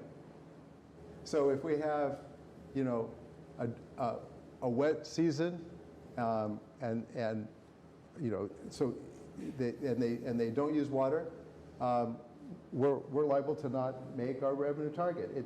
It just happens that way. So we really need to keep an eye on this. I think for $10 a year per ratepayer, we should not use the $100,000, keep it in the bank. As you say, it's an insurance policy. Could be an insurance policy. It could be used as an insurance policy to add more money to pay off a bond. So based on that, I think that the motion is to amend and not use $100,000 to supplement it, and to raise the service charge by $2.50. So I guess that's first. I'll second. Councilor, just as a point of clarification, what you're proposing is on the order that I see, 363, is service charge residential $25 per quarter to change to $27.50. Right, on both that and on the sewer side as well. And on sewer also, yes. okay. So it's actually, it goes there as well. So it's actually, that would be 20. On both service charges. So, yes. All right. And do away, and not use the $100,000. So I don't know how that's in the narrative. So Yeah. it would be. I don't think that's before us, in my humble opinion. Well, it changes the rate It changes. if you don't use the 100,000. No, it doesn't. It doesn't. Councilor, It doesn't affect the rate. The rate is going to be that 661. The $100,000 replaces the $2.50 per quarter. That's all. It's actually that's about $87,000 at the $10, but we'll call it 100. I know it's confusing, and if you have questions, I know Julie's here, and she can help. I tried my best. okay, thank you, Councilor Vogel. Discussion. Councilor McCauley. Yeah, I was part of some of those conversations, not the ones, but in the committee that we had, and the Water Commission made their recommendations to the DPS business manager. The business manager went through normal process and worked with the administration to come up with a number, and we voted in committee 2-1 to support that number based upon the projections they had. This isn't like the end-all be-all of rate raises. This is an interim rate raise that they're going to figure things out. I think that there was, I'm speaking against the amendment in doing that and going back to the original, which is what we talked about in committee. What was disturbing, as the council had mentioned, is that low flow fixtures are causing problems with our meters. So we're giving away water and sewer, and it's a priority. And I'm not sure that the departments are going to get their arms around it over the next 4 to 6 months to figure out what it is. But as we kind of wrapped up the meeting that we had to remind everyone that this is part of the hidden tax that is on our residents, right? Sure, they see their real estate bill taxes fluctuate, but they also see an increase in CPA, they see an increase in sewer and water, and these types of taxes, in addition to the same market forces that are affecting our departments, increased gas, increased supplies, all of those types of things. So from my standpoint, I'd like to go with the smaller amount. It was a 9% increase versus an 11% increase. I know it's an interim along the way, so that in the spring, we may, with better information and more details, be talking about another 3 to 5 to 7% increase based upon what that information is there. So I'm going to vote against the amendment and for the original proposal. Okay, so further discussion on the amendment. Councillor Wright. Yes, I will also be voting against the amendment. We saved $50,000 in this evening, so we're really only talking about another 50 in the retained earnings. So my thoughts are that if you increase to $250 now, eventually it's going to be $30 per user. And for the and the whole purpose of having a rate table based on consumption is to encourage people to lower their consumption. And so if you encourage people to lower their consumption and you raise their monthly payment amounts or their quarterly payment amounts, you're undoing what you're trying to do in lowering consumption. So I will vote against the amendment. Councillor Zaid.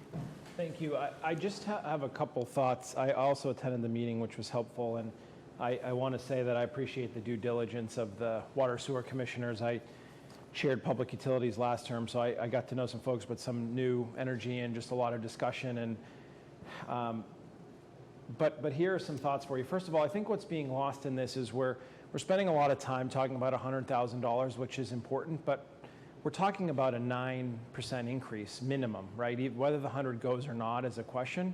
And I don't think there's enough appreciation for how big of a gain that is in 1 year. Let's just say we accept the argument that we haven't raised rates enough in the past and the curve was too flat. That's a whole discussion by itself, but let's just assume in fact that that's the case. You can't correct all of that in 1 year. That's a very painful thing to do for residents, especially when they're feeling a tremendous pinch from everything else. So problems that take time to be created take time to unwind. And I'm concerned that either way, we're going to be sending people quite a bit of a shock. And I really don't think they're going to be happy with that.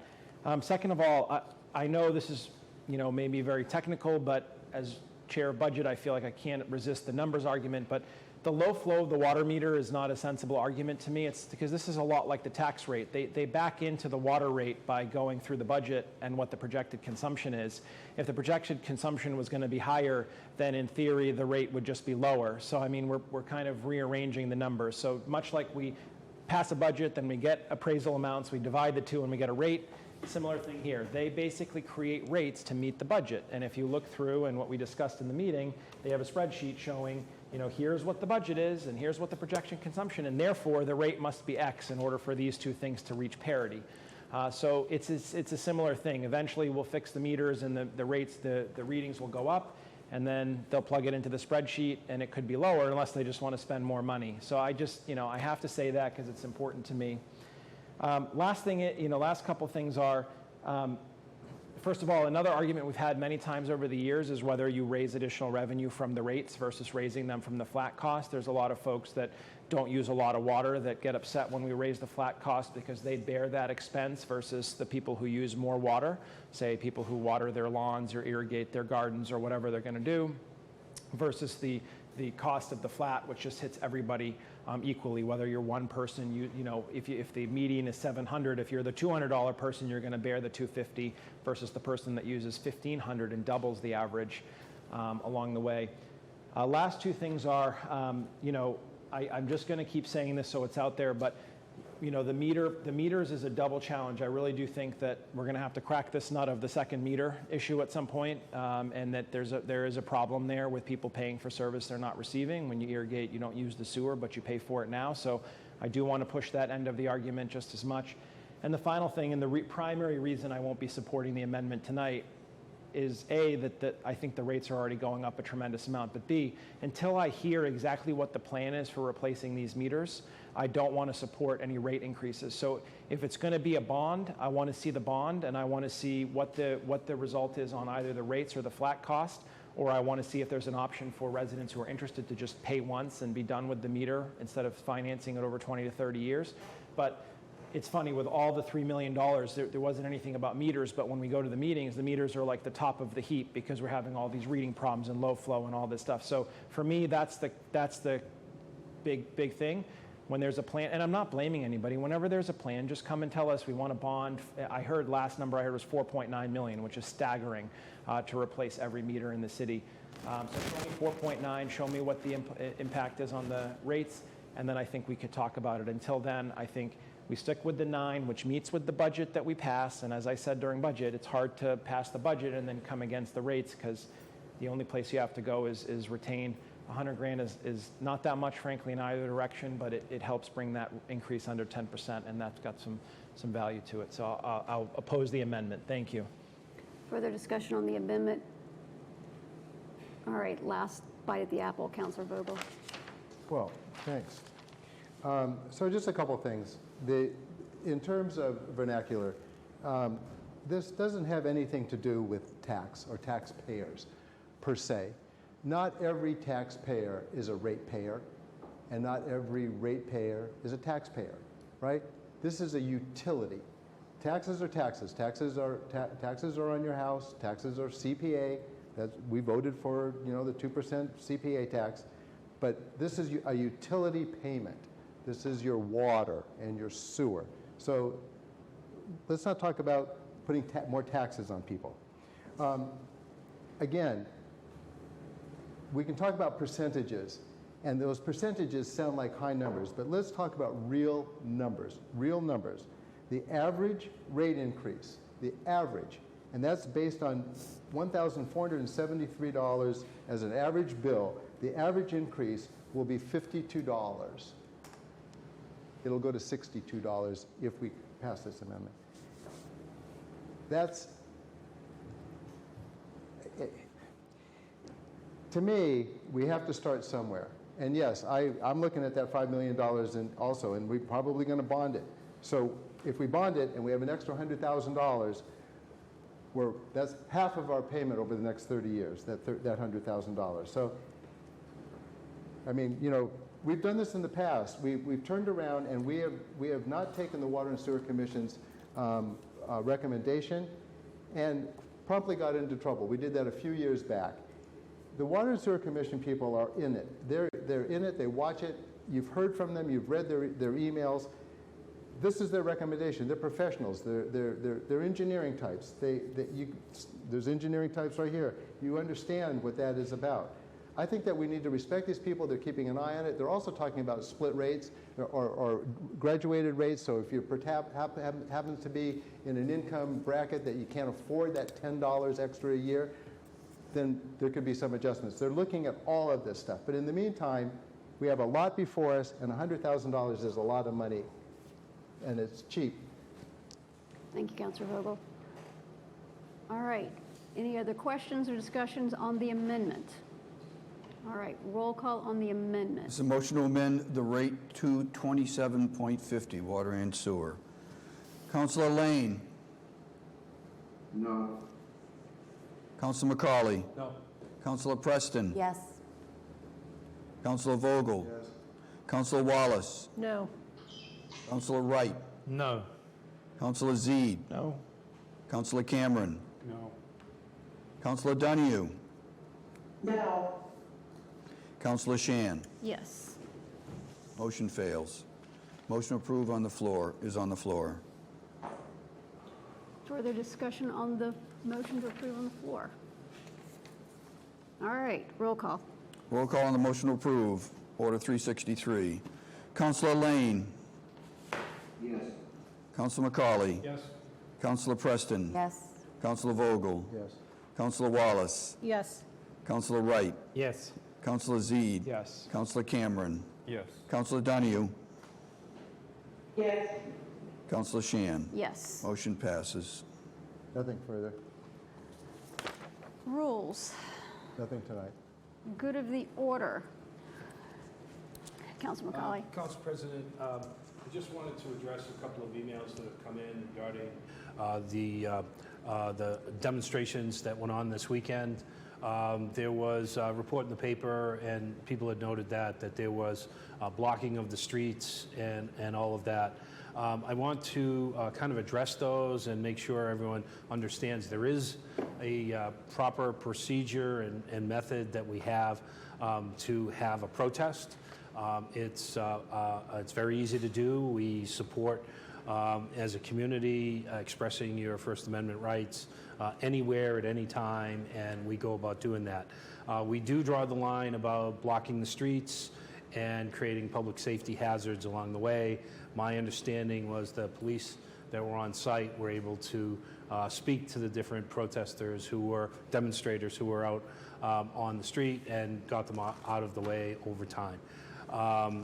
That's about, I was not there, but I do want to reassure that we have a process and a procedure that we usually undertake for demonstrations like this.